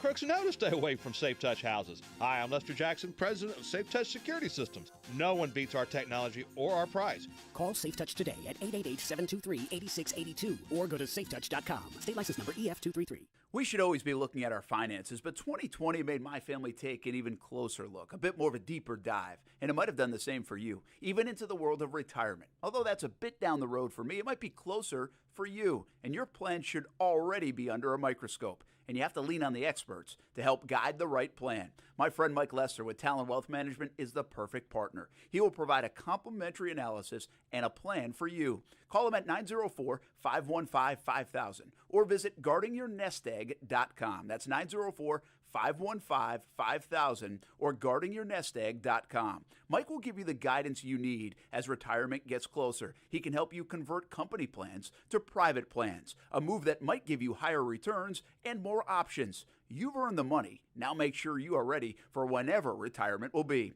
Call Mike Lester at Talon Wealth Management, 904-515-5000. That's 904-515-5000. Or visit guardingyournestegg.com. I should have my kid tell you about Jumpin' Jack's House of Food. It's Ty's favorite burger in town. Make it one of your favorites as well. Jumpin' Jack's House of Food has 3 locations now, Atlantic Beach, Mandarin, and downtown Jacksonville. Change your life burgers. But they have salads, pizza, and much more on the menu, too. Let Jumpin' Jack's House of Food be your great neighbor. Lunch or dinner with the family, or they will cater parties from 2 to 500 people. Jumpin' Jack's, HOF.com for online ordering. Jumpin' Jack's House of Food, open 7 days a week. Oh, pollen season is still hanging around. I'll take care of my allergies, but who's going to take care of keeping my truck clean?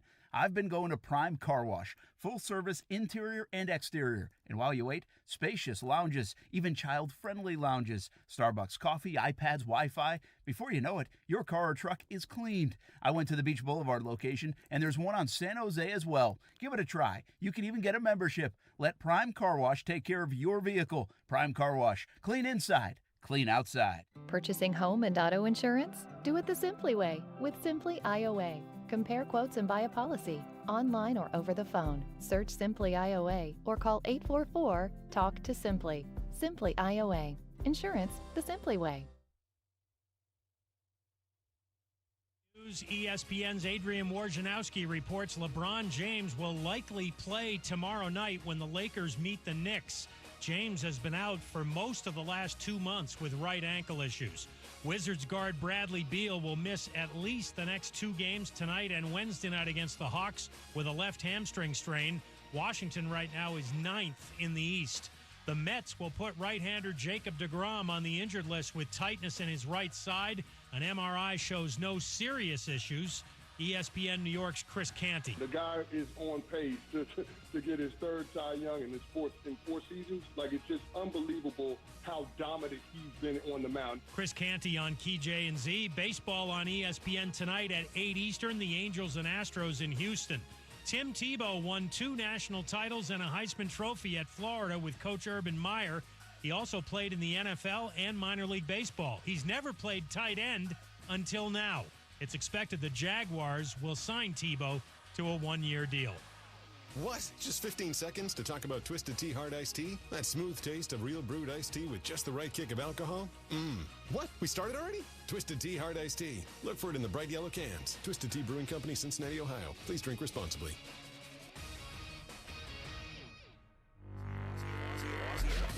Broadcasting live from the ESPN 690 Anajar and Levine studios. Anajar and Levine Accident Attorneys. Call 904-600-4000. That's 904-600-4000. ESPN 690. Jacksonville's home for ESPN Radio.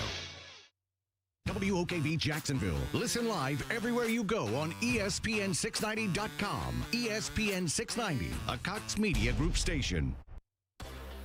Broadcasting live from the ESPN 690 Anajar and Levine studios. This is Action Sports Jacks on ESPN 690 with Brent Martineau and Austin Lane. Of course you say that. Go ahead. We want all the confidence in the world for Baker Mayfield. He's going to lead our organization to multiple Super Bowls. But what do we have to give up for Aaron Rodgers? That's quietly the question. behind closed doors? Mm-hmm. I'm going to say that publicly, but behind closed doors, what are we talking about here? What do you guys think you actually need? Let's see if we can actually make that happen. Jay Williams, Zubin. Keyshawn in the morning, ESPN 690, 6 a.m. until 10 a.m. You get Action Sports Jacks from 3 p.m. until 6 p.m. right here on ESPN 690. Of course, you can do that on YouTube, Facebook, Twitter, and Twitch as well. Don't forget to check it out. ESPN690.com. You can stream us. You can get us in your car. By the way, did I tell you? I did tell you guys, but I'm going to tell everybody. 136 miles to Winter Springs, Florida on Friday. While you guys were doing the show, I was driving down. A couple of stops at Buc-ee's, by the way. 136 miles. Yep. Crystal clear, loud and clear. Yeah. Action Sports Jacks on ESPN 690. I love it.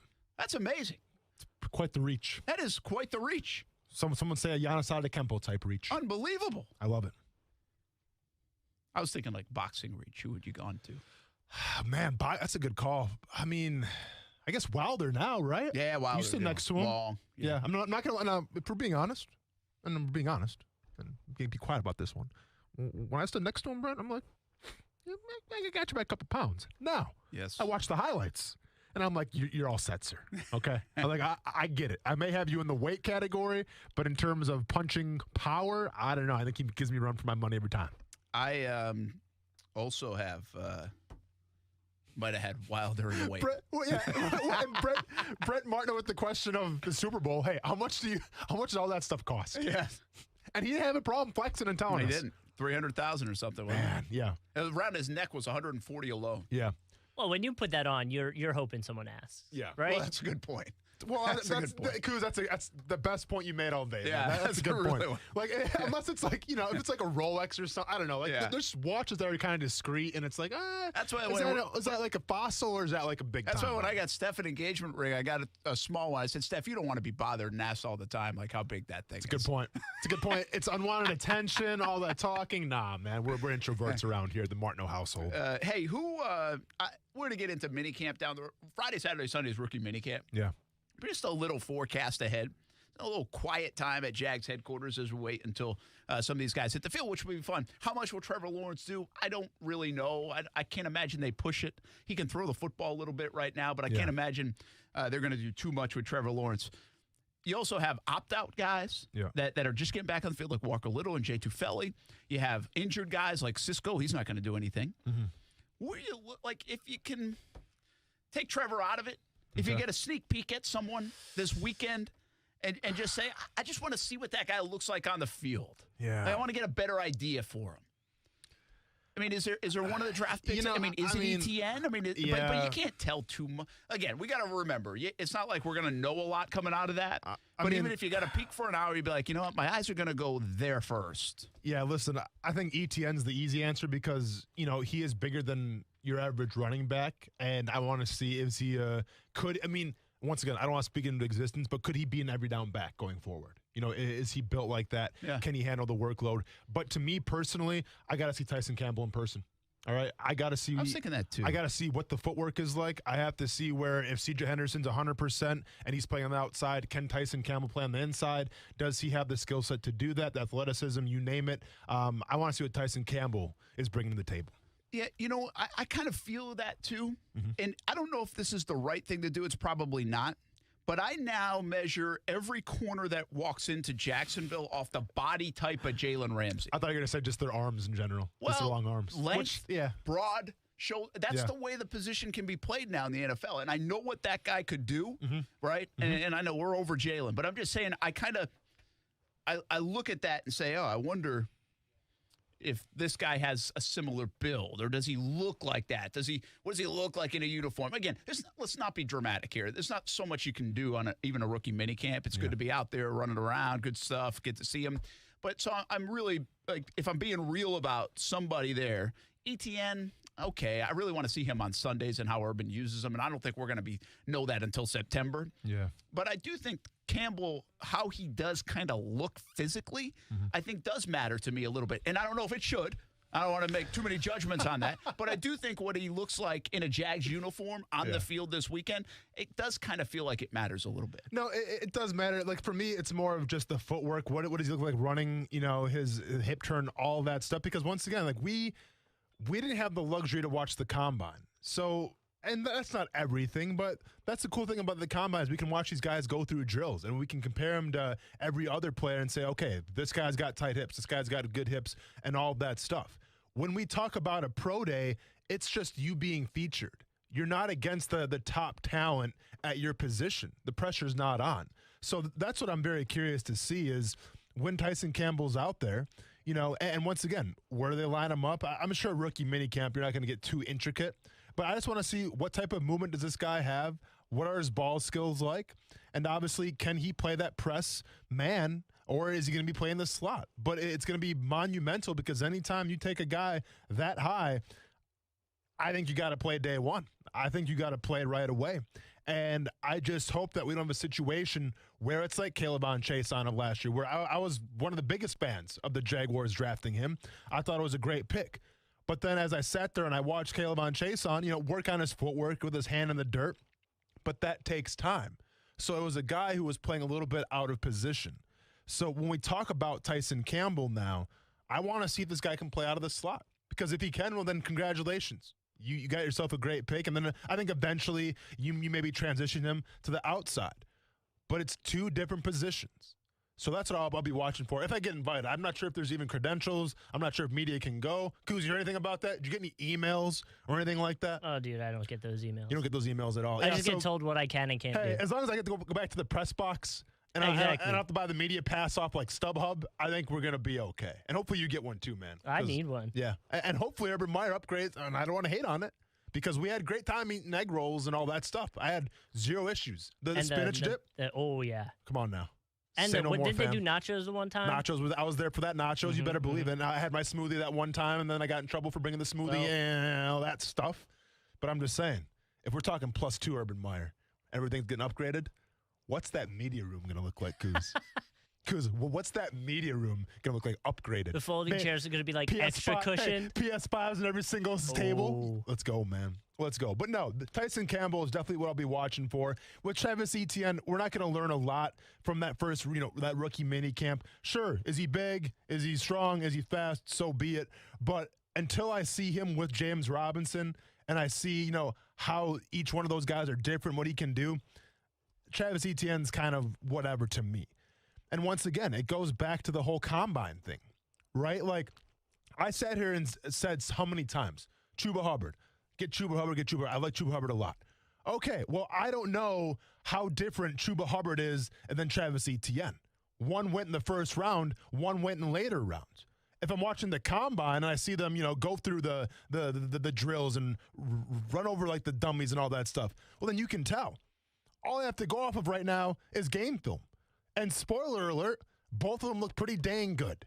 So once again, I think once we see those live reps, that live action, when the pads get a cracking a little bit, then you see guys like Travis Etienne of what he can bring to the table. But right now, it's all just in speculation. It's all in theory.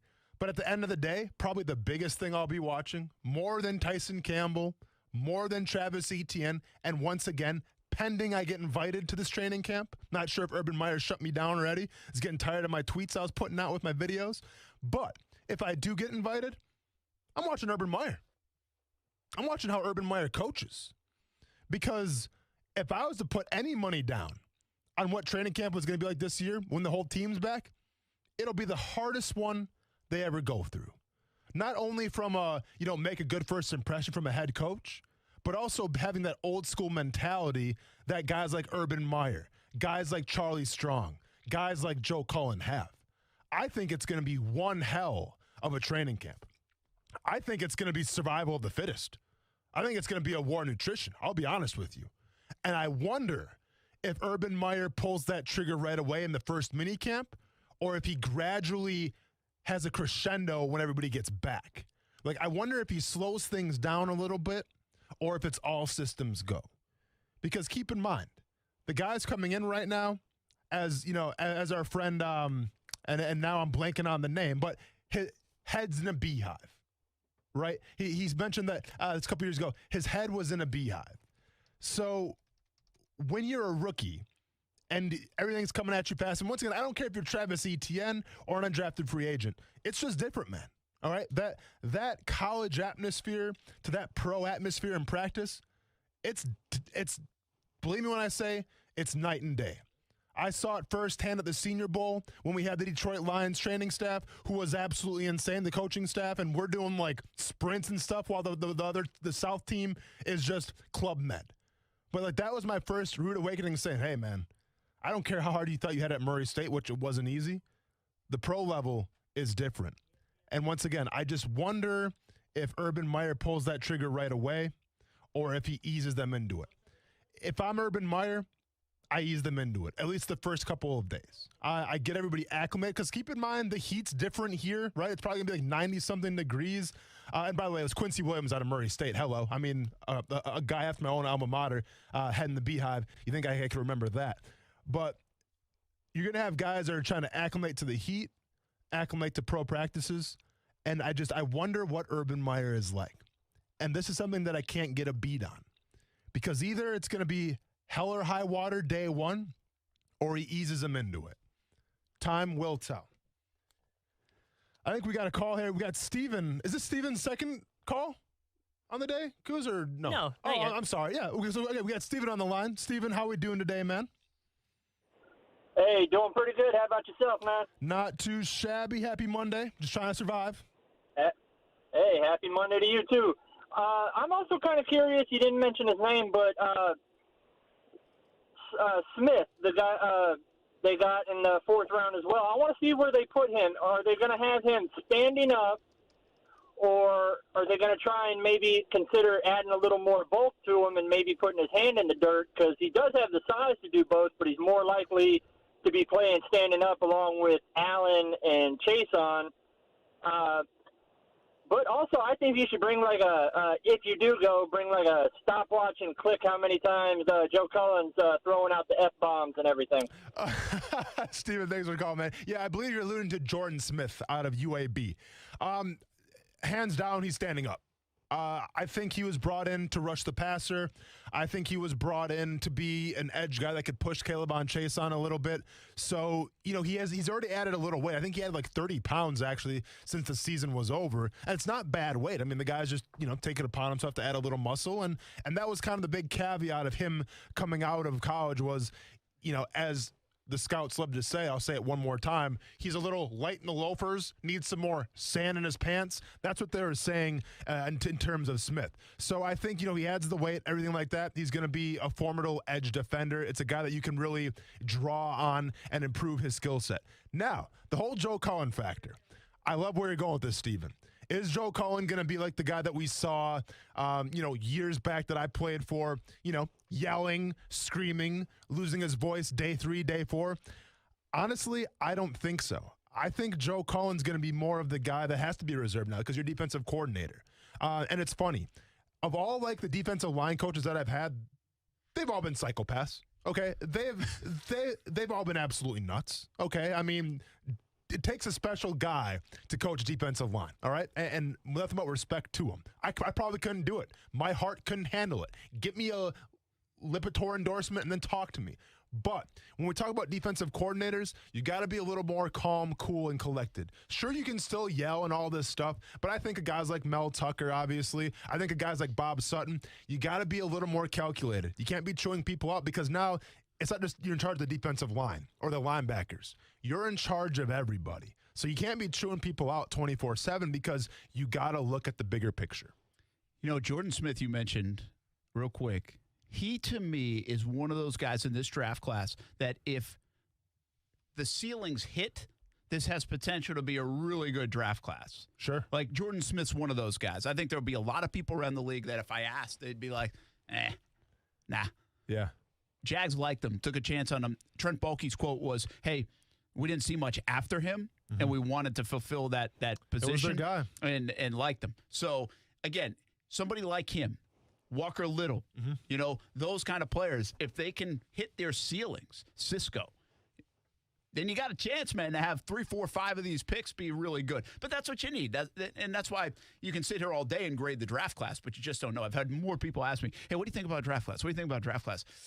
I don't know what to think. I know they got Trevor Lawrence. I think there's high ceilings, and usually I almost have a better response to that most years, and they haven't come out very well. They haven't turned out very well.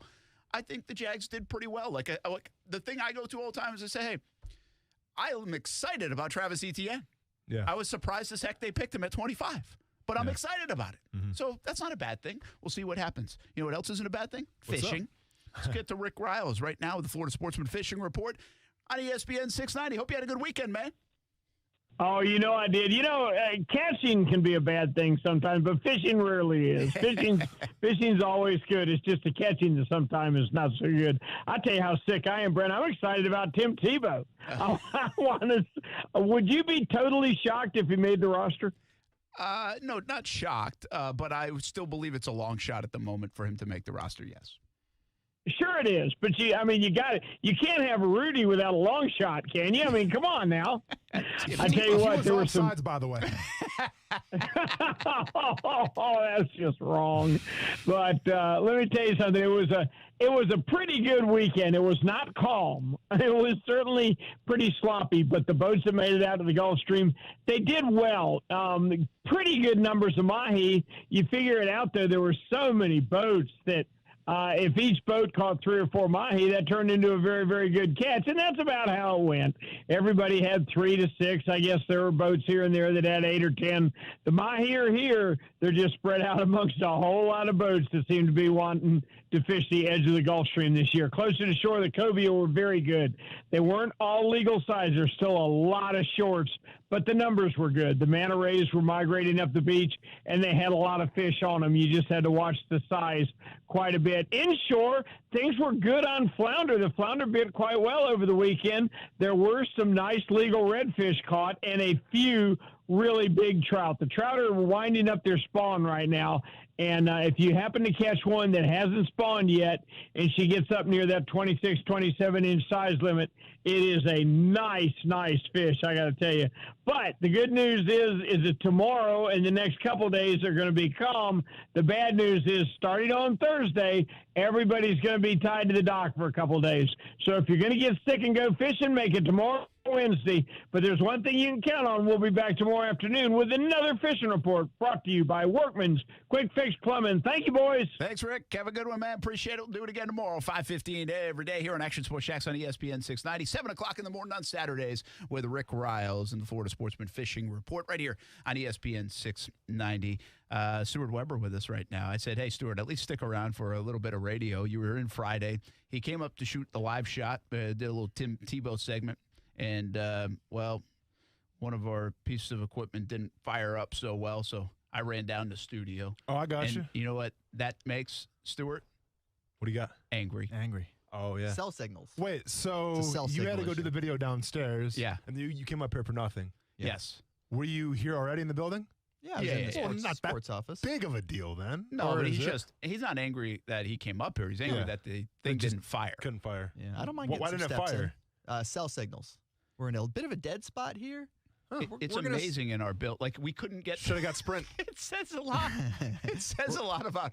So I just said to somebody, I was like, yeah, we couldn't get. We call it a live view, right? That's how we go live. And it takes the collection of cell signals and Wi-Fi signals. I think that's how it all works. Didn't grab the Wi-Fi either. Yeah. And it in our own, like, tomorrow I'll do the show from Winter Springs in the back of my pickup truck, and let's hope it works fine. Sure. Couldn't get it to work in the building. That's good. We're gonna find an Ethernet cable in that room for future endeavors. That's a good idea. We'll be all right. Yeah. We've done it here before. That's why I'm frustrated. Yeah. Like, if it was one time and this was the only time I've ever done it here, but we've done countless live shots from that spot. So I don't know. And by the way, I'm now convinced, like, our news folks said, hey, this is a good little backdrop. We're a little different, right? We can be up here. We're talking about it on the radio today, Tim Tebow.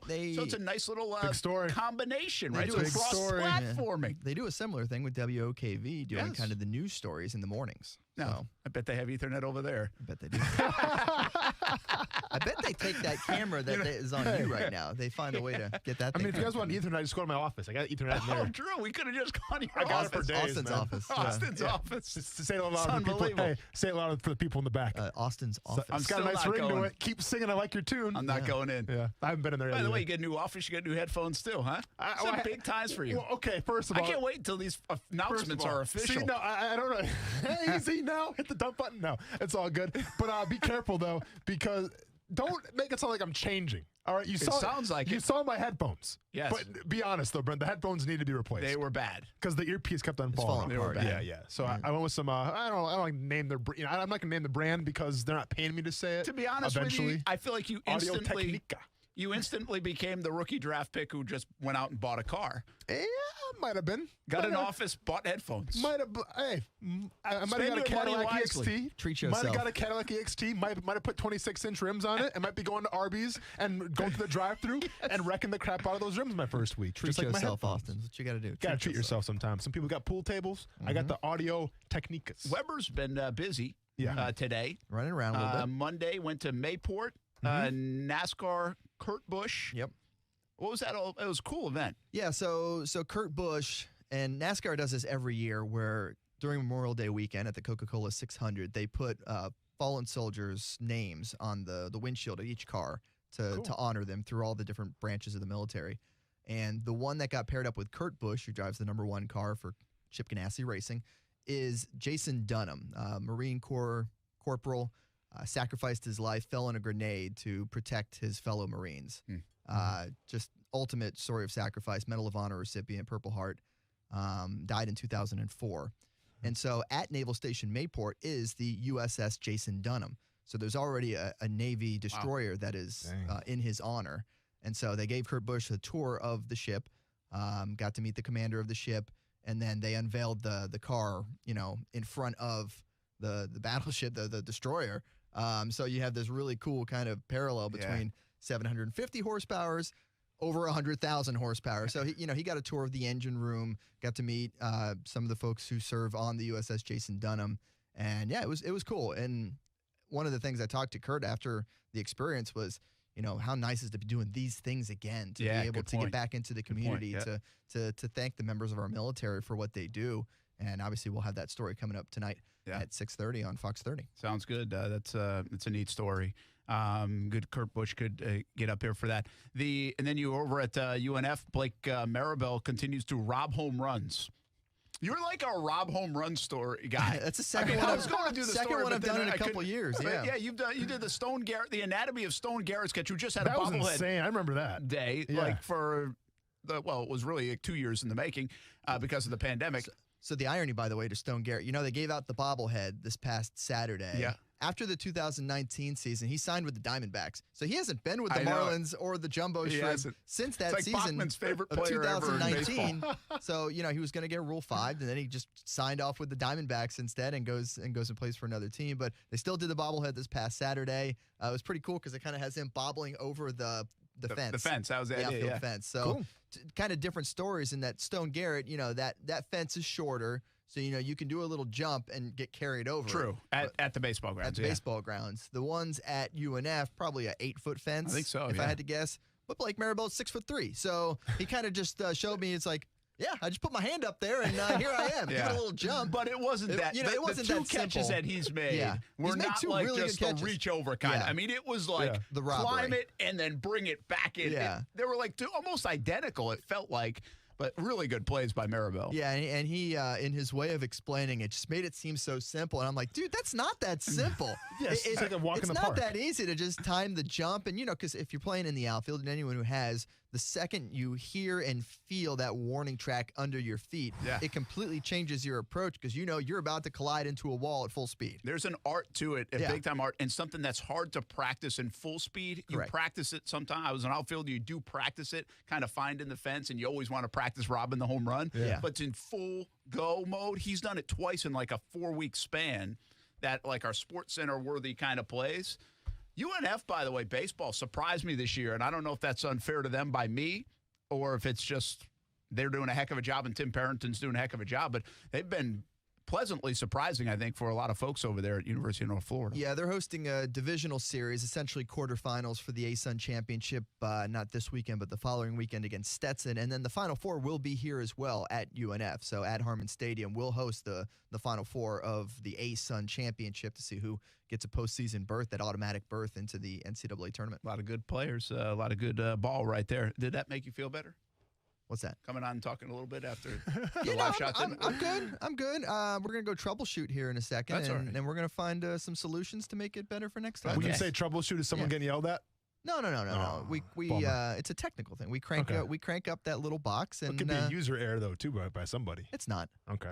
Well, if it was me running it, there's a chance. Yeah. Listen, I'll be honest. I love the jumbo shrimp stories that you guys are doing, but I refuse to talk about that team until we find out why that giraffe is in that. By the way, giraffe's gone. It's gone? Gone. Guys. Gone. And guess what? Guys. It's been replaced by another animal. Take the Tim Tebow stuff shrimp? off. Coos, Nope. take the Tim Tebow stuff off the stream. We're going live to the shrimp. What's going on here? Giraffe is gone. Do we know why? I don't know. I looked in left field as I was shooting the game on Sunday. What is it now? What did I see? 4 giant pink flamingos. Is there like a movie coming out that we I don't should know. Noah's Ark movie but it or felt, something?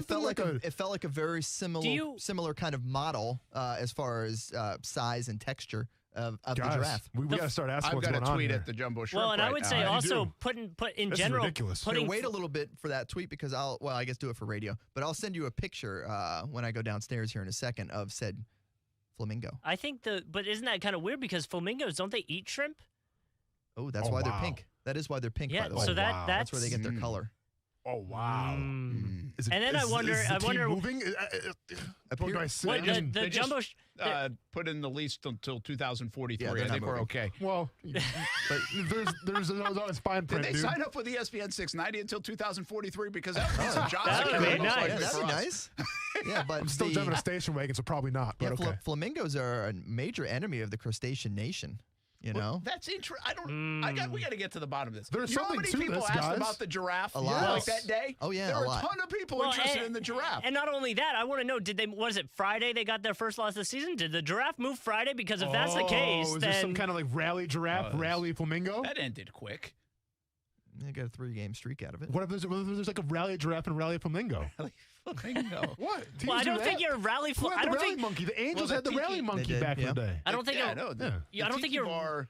Flamingo probably goes a little bit more together. A little better with the Tiki Terrace. Yeah, it seems to make. I just a feel little like more you shouldn't sense. have your rally animal be the animal that eats your mascot. That's a good point. But literally, one of their alternate that's a logos dang is good them coming out of a shrimp boil. That's fair too. You know, so Advantage, Stuart. Literally, where they go. Yeah, where yeah. they get eaten Yeah. from. Yeah. One last thing about the giraffe. I can't get over the giraffe right now, but if you're not doing anything with the giraffe, I would like it here. It wouldn't fit Oh in here. yeah. We'll Would make it fit. Okay. We'll just take out some of the tiles. And Take off this rope. Yeah, I like that. I want Pick up the listen. tile. As big as the buzz was around the giraffe, I mean, it can only help ratings Okay. here on the It's show. going to be Honest the que- rally giraffe for our ratings. Honest question: is it tall enough to have it outside and its head come through that window? Possible. That's possible. It beats like the workers that pop up once in a while. I mean, I'm sick and tired of looking at our cutoffs, Brent. We got to get something new in here. Let's go. I was going to say, because for the longest time, there's always been random stuff in the background, but has anybody asked about Big Boy or snowboards or? Yeah, we've got a couple snowboarding comments. Okay. for the brand. The giraffe would do well. Giraffe would do well. I think the giraffe would get us drive where we want to interest. be. Just think, if we ever do an anniversary show again, if we make it to our next one, the giraffe as part of the anniversary holding my show would breath. be fantastic. Third, put some third sunglasses on anniversary him? show? Is that the next one? That'd be the Brian, third. Can you put some sunglasses on him just for the hell of it? Sure. I mean, I like drafts I with might do the sunglasses. show from the giraffe. It's comic on top of the giraffe. Riding the giraffe. No. There were kids jumping on top of the flamingos. That's what I was. Well, that's not. recording I'm with just the video. saying, it's not great. There might be a certain They don't picture of have me strong out legs. there at a certain Chinese restaurant in the St. John's Town Center that has statues of, boy. I think, elephants or something out front of it. Horses. I may have, on a night where a couple cocktails at 1 o'clock in the morning, there may be a picture of me out there on top of those horses. I wonder. Just saying. Wonder why those background checks on Austin Lane are always tough. Wonder why Why they take so long? It took 3 weeks, man. It was crazy. It take a while. It took 3 weeks. It's a long document to sort Contracted through. employee. Yeah. Hey, I'm stuck. I got a year now. Y'all stuck with me now. If so. you're still stressed out, how about enjoy a little happy hour horn time on Action Sports Shacks on ESPN 690.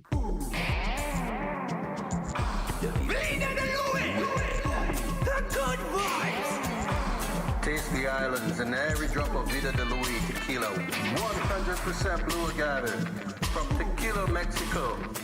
Good vibes. It's a celebration.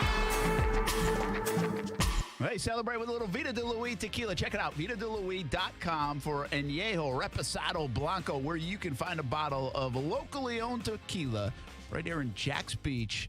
It's Vida de Luis. Go check it out at VitaDeLuis.com. We'll be back right after this. Action Sports Shacks on ESPN 690. Somebody find the giraffe.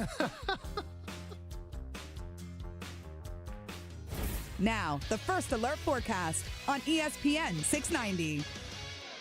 A scattered shower storm into this evening. Otherwise, partly cloudy tonight. Will drop into the upper 60s. From the First Alert Weather Center, I'm Action News Jax Chief Meteorologist Mike Burrish. The Weather Center is brought to you by Beard's Diamonds, where you get the lowest diamond price guaranteed or your money back. All right, boss, that's the last house on the block. So what's the tally? Let's see, 11 houses have Safe Touch security signs. Okay, Safe Touch means we cross them off our list. What else? 6 houses with no security system signs, 1 with a ding-dong doorbell camera sign. Ha, laughable. Yeah, and 4 houses have big blue alarm signs. Big blue alarm. You know, I still can't get over the fact that you can go online and buy one of their alarm signs for $25. Wait, so you're saying there's a good chance that those big blue signs we saw are fake? Well, not all of them. I'm sure some of them have actual alarm systems. Huh. Well, one thing's for sure. When we see a Safe Touch sign, we know it's the real deal. And that's just another reason we stick to the Crooks R Us golden rule. Stay away from Safe Touch houses. Is that on a bumper sticker yet? Crooks know to stay away from Safe Touch houses. Hi, I'm Lester Jackson, president of Safe Touch Security Systems. No one beats our technology or our price. Call Safe Touch today at 888-723-8682 or go to safetouch.com. State license number EF233. Need a good paying job with a flexible work schedule and benefits? A1A Solar is looking for you. $70,000 is a reasonable first-year expectation. Seasoned reps can easily make 6 figures. Leads provided to you as well. Health, dental, 401k benefits. A1A Solar is a tremendous company, voted best places to work in Jacksonville, and in 2016 was the Veteran-Owned Business of the Year. Be a part of an awesome company at A1A Solar. Just go visit A1ASolar.com. At Movember, we're more than a month. To us, every day of the year is a chance to do more. To see less preventative cancers, less male suicide, help more men live happier, healthier, longer lives. We need your support. Give monthly at Movember.com. It's time for some straight talk. Sure, saving money feels good, but cutting your wireless bill in half? That feels really good. Like walk-off home run in the 9th inning kind of good. Okay, maybe not that good, but pretty darn good. With Straight Talk, you can get 25 gigs of high-speed data for $45 a month, up to 50% less than the other guys. Plus, no contract. All on America's best networks. Why pay a whole lot when you could pay half? Straight Talk Wireless. No contract, no compromise. We're all ready for spring. Now's the time to get ready for spring projects with help from the Home Depot. Install a brand new faucet, lay down fresh new flooring, roll on a bright new coat of paint. Need to figure square footage or paint coverage? Our project calculators will do the math. Do it all from our app and get delivery right to your door. Download our mobile app to get started. Bring on spring with innovative help from the Home Depot. How doers get more done. There is a taste of the islands in every drop of Vida de Luis tequila, imported directly from Tequila, Mexico to Jacksonville Beach. Vida de Luis is the only locally owned tequila in Jax Beach. Support local and try Vida de Luis. Award-winning, smooth, all natural, no aldehydes or additives, which means wake up feeling good the next morning. Find out where you can pick up a bottle of Vida de Luis, Blanco, Reposado, or Añejo. Just visit VitaDeLuis.com. Support local and taste the islands in every drop. No matter what you are driving, you can step up to luxury now at any of the Fields Auto Group dealerships in Jacksonville. Cadillac, Jaguar, Land Rover, Lexus, Mercedes-Benz, and Porsche. Yes, it's luxury for less at all Fields Auto Group locations in Jacksonville. Plus, you'll also be part of their exclusive Fields Amenities program, where you will get complimentary loaners, car washes, and cafes. So whatever you're driving, see Fields first and step up to luxury for less during this amazing opportunity. Visit fieldsauto.com. We should always be looking at our finances, but 2020 made my family take an even closer look, a bit more of a deeper dive, and it might have done the same for you, even into the world of retirement. Although that's a bit down the road for me, it might be closer for you, and your plan should already be under a microscope, and you have to lean on the experts to help guide the right plan. My friend Mike Lester with Talon Wealth Management is the perfect partner. He will provide a complimentary analysis and a plan for you. Call him at 904-515-5000 or visit guardingyournestegg.com. That's 904-515-5000 or guardingyournestegg.com. Mike will give you the guidance you need as retirement gets closer. He can help you convert company plans to private plans, a move that might give you higher returns and more options. You've earned the money. Now make sure you are ready for whenever retirement will be. Call Mike Lester at Talon Wealth Management, 904-515-5000. That's 904-515-5000. Or visit guardingyournestegg.com.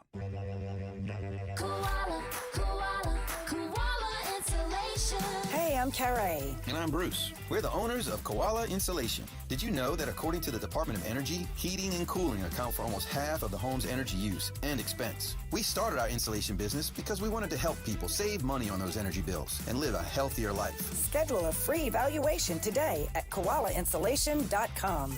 Koala Insulation. Clean, knowledgeable, and trusted. It's Good Morning at Moe's in St. Augustine only at 312 and US 1. It's the only Moe's in the country serving breakfast burritos. Full breakfast menu only at the St. Augustine location. Made to order food in the drive-thru. Hot, fresh breakfast on the go. Make it a better morning with Moe's Southwest Grill. Start your days with the home wrecker breakfast burrito. St. Augustine location only, served daily at 6 a.m. Moe's is ready to serve you breakfast. Make it a better morning with Moe's. I'm a call it like I see it guy. Sometimes that twists the competition's panties in a bunch. Sometimes it causes pearl clutching. But it always lets you listeners know the truth. Last January, I told you winter was slow and you could get a deal on upgraded systems because it's true.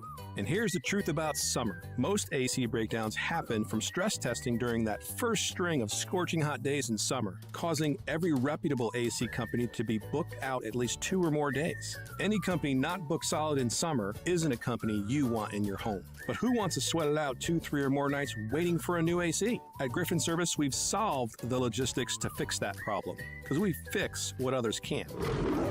We call it our Sign Today, Sleep Cool Tonight program. So if you forgot the tune-up in spring and things go to turd buckets in summer, don't sweat it out waiting. Call Griffin for our Sign Today, Sleep Cool Tonight guarantee, exclusively at GriffinService.com. CMC 1250697. Oh, pollen season is still hanging around. I'll take care of my allergies, but who's going to take care of keeping my truck clean? I've been going to Prime Car Wash, full service interior and exterior. And while you wait, spacious lounges, even child-friendly lounges, Starbucks coffee, iPads, Wi-Fi. Before you know it, your car or truck is cleaned. I went to the Beach Boulevard location, and there's one on San Jose as well. Give it a try. You can even get a membership. Let Prime Car Wash take care of your vehicle. Prime Car Wash. Clean inside, clean outside. Vote for this week's ESPN 690 High School Athlete of the Week, presented by Honda of the Avenues. Each week, an athlete with the most votes will be announced on Action Sports Jax. To vote or nominate your favorite student athlete, go to ESPN690.com or check us out on ESPN 690's Facebook page. Brent Martineau. I'm not the guy that likes to, be over dramatic. Austin Lane. Well, you're almost in tears yesterday. I was. So, well, that was a little different. Action Sports Jax on ESPN 690.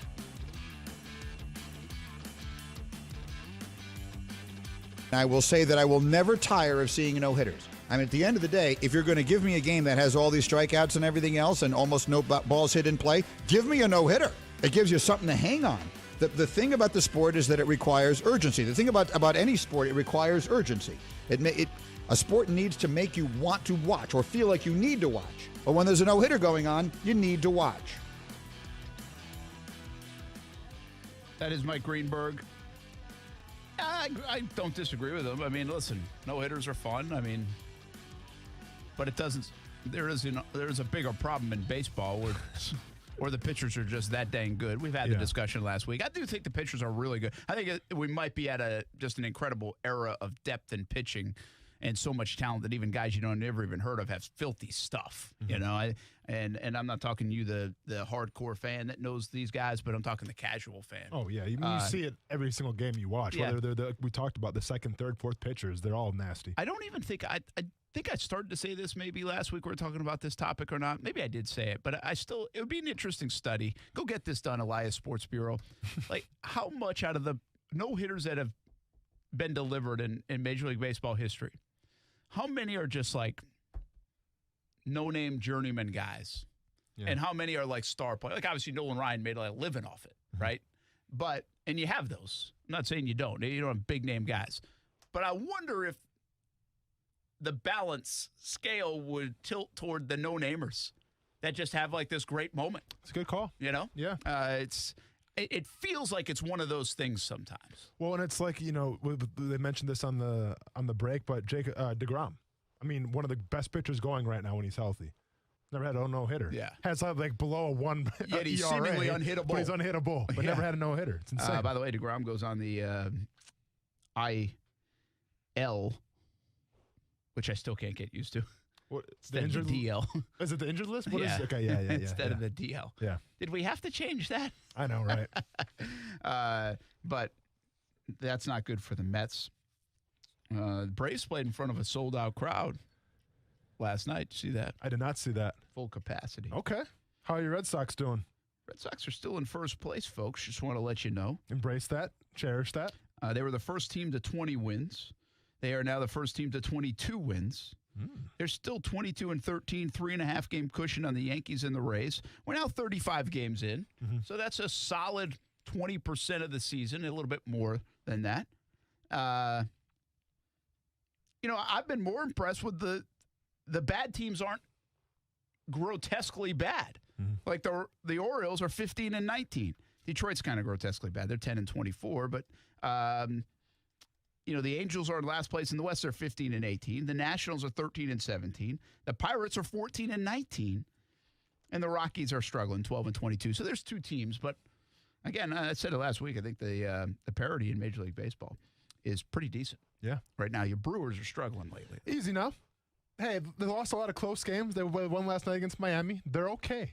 It's going to be right okay. In the middle of it. Yeah. It'll balance itself out. You know, St. Louis pretty good, though, 21-14. Everybody's playing catch-up to them. It's okay. They're the only team in the division that has a run differential in the green.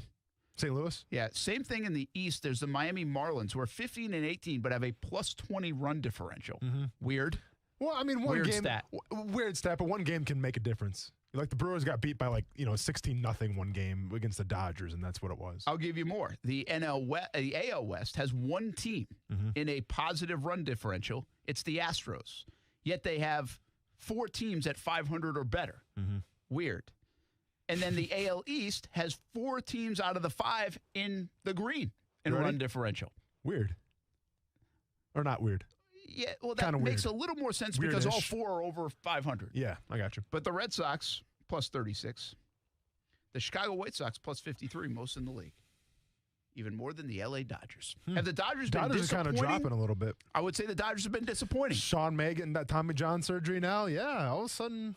Well, they're 18-17. Who would have thought that? Yeah. Well, that's what happens when you play the Milwaukee Brewers. You're going to lose some games. The Milwaukee Brewers have a better record than the Dodgers. Yep. Nobody would have imagined that.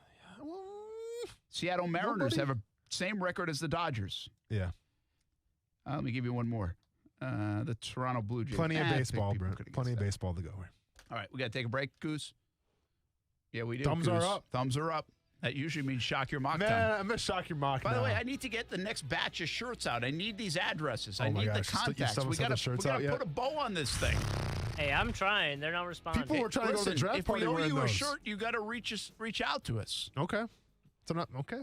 I feel like that wasn't part of the. You had to be on Shock Your Mock, Yeah. and we have documentation of that. Sure. But there are some folks that I need the name and the address and the size of the shirt. And Are if you people don't get blocking back you? to us when we reach out to you, then we can't get it to you. Are you sending DMs? You doing? How Yeah. you doing this? Okay. Yeah. I miss it, man. Oh, I miss that. It's going to be an NFT right there. And obviously now every single year I have to come up with a new song, right? That's a gimme. Like I can't do the same song this up and coming year again, right? It's got to be something new. It's got to be a new genre. Yeah, you know that. Can I request reggae next year? How about different genre every I week? just might. No, Brent. No, because now you're asking too much of You me. have 11 months to get ready for it. No, there will not be a new genre every week. There will be a new genre every year. Thought on the divisions in the NFL to wrap up the show next on ESPN 690. ESPN 690 Sports Center Update. Good afternoon. I'm Justin Kuzart. Is it officially Tebow time in Jacksonville? According to a report by Tom Pelissaro and Ian Rappaport, the Jags are planning to sign the quarterback turned tight end to a one-year deal that could be official next week. Here's Ian Rappaport on the news.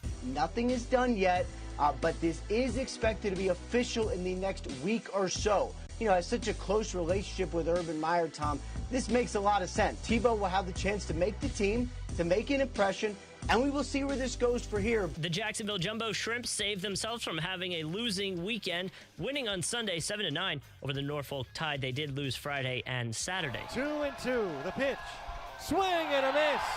Got him with a fastball upstairs.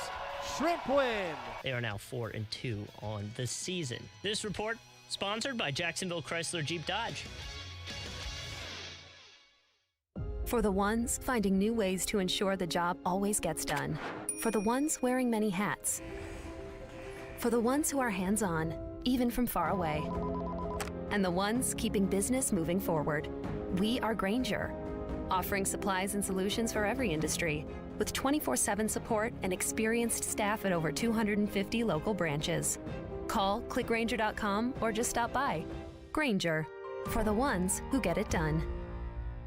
It is the home of the Action Sports Jack's Dream 18, and make it your home course as well. The Golf Club at Southampton in North St. Johns County, located off County Road 210. It's family-owned and operated. Southampton is a fun course to play, and the Golf Club at Southampton offers club membership programs starting at just $79. With its elite practice facilities and player-friendly golf course design, it'll be your gateway to a great time with the family or with your buddies. For information on the membership programs, call the Golf Club at Southampton, 904-287-PLAY. Again, it's 904-287-PLAY.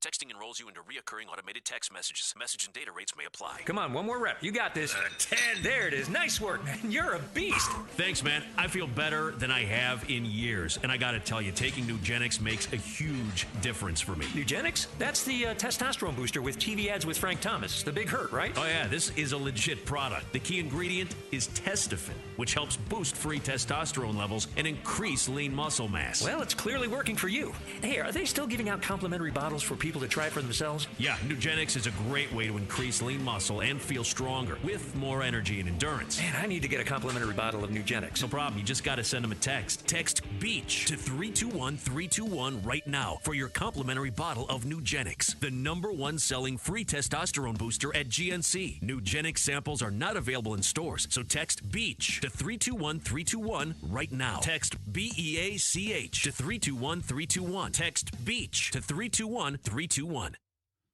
Smoked for hours, served in minutes. Now that sounds like good barbecue, and it is at Willie Jules in St. Augustine at Murabella Crossing. Open 7 days a week. It's old school barbecue. Trivia night on Monday. Kids eat free on Wednesdays. Check out the Willie Jules app and catering for all of your events. Visit williejules.com and visit Willie Jules at Murabella Crossing in St. Augustine. Old school barbecue, smoked for hours, served in minutes at Willie Jules. Summer dreams start in your new Toyota, so check out my friends over at Arlington Toyota. With over 700 new Toyotas available, a complimentary lifetime powertrain warranty, 30 days to love it or exchange it, and 3 years of complimentary maintenance, why wouldn't you buy new from Arlington Toyota? Plus, you can score some great deals during the Summer Starts Here sales event going on right now. Shop in person at 10939 Atlanta Boulevard or online at arlingtontoyota.com. Visit arlingtontoyota.com/May for full details. I should have my kid tell you about Jumpin' Jack's House of Food. It's Ty's favorite burger in town. Make it one of your favorites as well. Jumpin' Jack's House of Food has 3 locations now: Atlantic Beach, Mandarin, and downtown Jacksonville. Change your life burgers. But they have salads, pizza, and much more on the menu, too.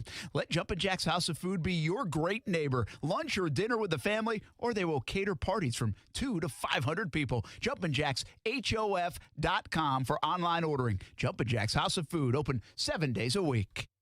Unfiltered. Keyshawn Johnson, Jay Williams, and Zubin Mahente. You actually shouldn't have never benched Mitch Trubisky when he was 3-0.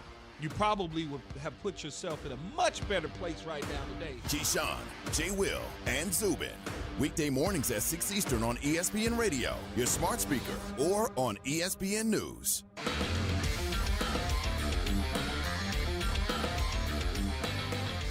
I'm not touching it if I'm Cleveland because I know what it's going to take. And you're not giving. You don't know till you know. What is it going to take? You're not taking a 5th-round pick, so why are we even having a conversation? You want my entire draft for the next several years. You want Baker Mayfield in return. All right. I don't want to. Let me ask you this.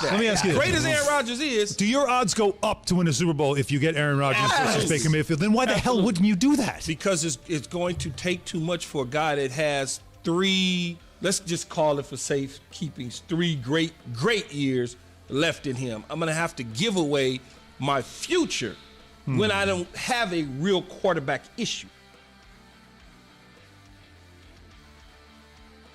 Hey, hope you're having a good Monday, everybody. Brett Martin, Austin Lane, Coos here on ESPN 690. We had a nice weekend. Yeah. All right, well, we'll talk a lot of football coming up this week with the schedule coming out on Wednesday. That's always a big day. Then rookie minicamp later in the week. But you brought up an interesting point. I think, I don't know where you saw it, but said the AFC South was ranked as like the second to last division. Oh, yeah. Yep. Should they be? Are they? Boy, well, Houston's really bringing it down, huh? Yeah, but I said that the Jags were 1-15. That's a good.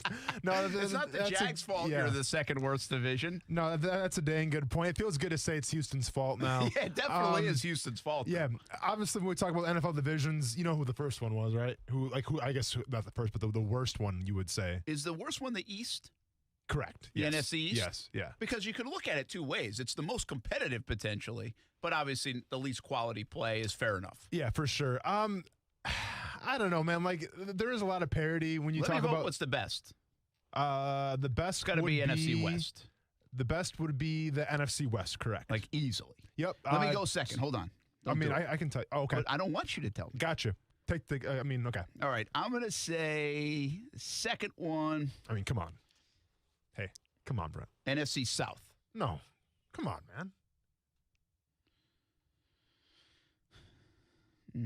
They're not going to say AFC North, are they? Yeah. Really? 3 of those teams could theoretically win the division. I know, but Cincinnati like really holds them down. They do, but you got 3 high caliber teams. Yeah. Okay. Okay. Fair enough. You want to take? I almost went third? there. Okay. Was third NFC one, South not third? Third one surprising. They give so much dang love to the Patriots. It's going to be the AFC East. No. They go the West? Yeah. Really? Yeah. They talk about the Broncos maybe making a step forward. You know what's interesting? The Broncos and the Raiders, they feel like they might be okay, but they don't feel like they're really contenders. Like, do you really feel like they can make a push? No, they're not Chargers, maybe they make another step. But you're playing with the Chiefs. Yeah, and I don't. Good luck with that. I think the NFC North you can make a better case for. You got Minnesota, you got the Packers, you got Chicago. I know Detroit's Detroit, but yeah. I was surprised the NFC South's not up there a little bit NFC more. South Falcons is are better fourth. than their record, I still believe. The Saints, they should have some equity built up, and the Bucs are the Super Bowl champs. The NFC North, NFC South is 4th, and AFC East is 5th, NFC North is 6th, and then that puts the AFC South 7th. And here's what they say about that. You want to hear the rundown? Real quick. So, there's a lot to read here. But on draft night, Stanford head coach Dave Shaw said that Trevor Lawrence was good enough to do what Jack's vote Andrew Luck did to similarity their Bear roster in Indianapolis. That's a significant vote of confidence for a potentially transcendent player, and that may be true. If the Jaguars are immediately relevant, then the dynamics of this list change significantly. So on the surface, it's not impossible. Basically, you need like 3 teams to really push you up. Yeah. And so if the Jags could become a player there, then you've got 2 teams that are pretty good, the Titans and the Colts. So they break down the Colts, obviously, and then they break down the Titans, 2 teams I want to see back. what they say about Houston. Just so the Texans' Twitter can... Didn't even mention them. not even lying. Not even mention this article. We're not sure they're going to field a team this year. Are they? Let's get back the replacements. Yeah, who knows? Didn't mention Houston. Is there, seriously, this may be a good conversation. Think about this overnight. A little homework, okay? Okay. Easy now with the homework, but okay. And is there a more dysfunctional team now that the Knicks are good? An organization in sports than Houston Texans? Yeah. Like, are they the most dysfunctional? Is there an NBA team that's as dysfunctional, it seems like? No way. Than Houston. The Knicks could have, but you could have said the Knicks before, right? Yeah. I mean, Knicks could have been fitting that kind of, they hate their owner. They haven't won in 20 years, but that's changed a little bit this year. Not that they don't like their owner, but they've changed. I mean, Major League Baseball, I don't know. I just told you there's a lot of teams that are pretty good. Doesn't feel like dysfunction. Yeah. I probably don't know each team in and out the NHL well enough, I'm being completely honest, in terms of dysfunction. No, dysfunction. I mean, I think Houston's got that. I mean, Houston might be the most dysfunctional team in professional sports in the United States. I'm going to follow on Twitter right now. There we go. We'll push that out tomorrow on Texans Twitter and go crazy. All right. Let's get it. Have a good night, everybody. We'll see you on TV, CBS 47 and Fox 30. We'll do it again tomorrow at 3 o'clock right here on ESPN 690. Need a good paying job with a flexible work schedule and benefits? A1A Solar is looking for you. $70,000 is a reasonable first-year expectation. Seasoned reps can easily make 6 figures. Leads provided to you as well. Health, dental, 401k benefits. A1A Solar is a tremendous company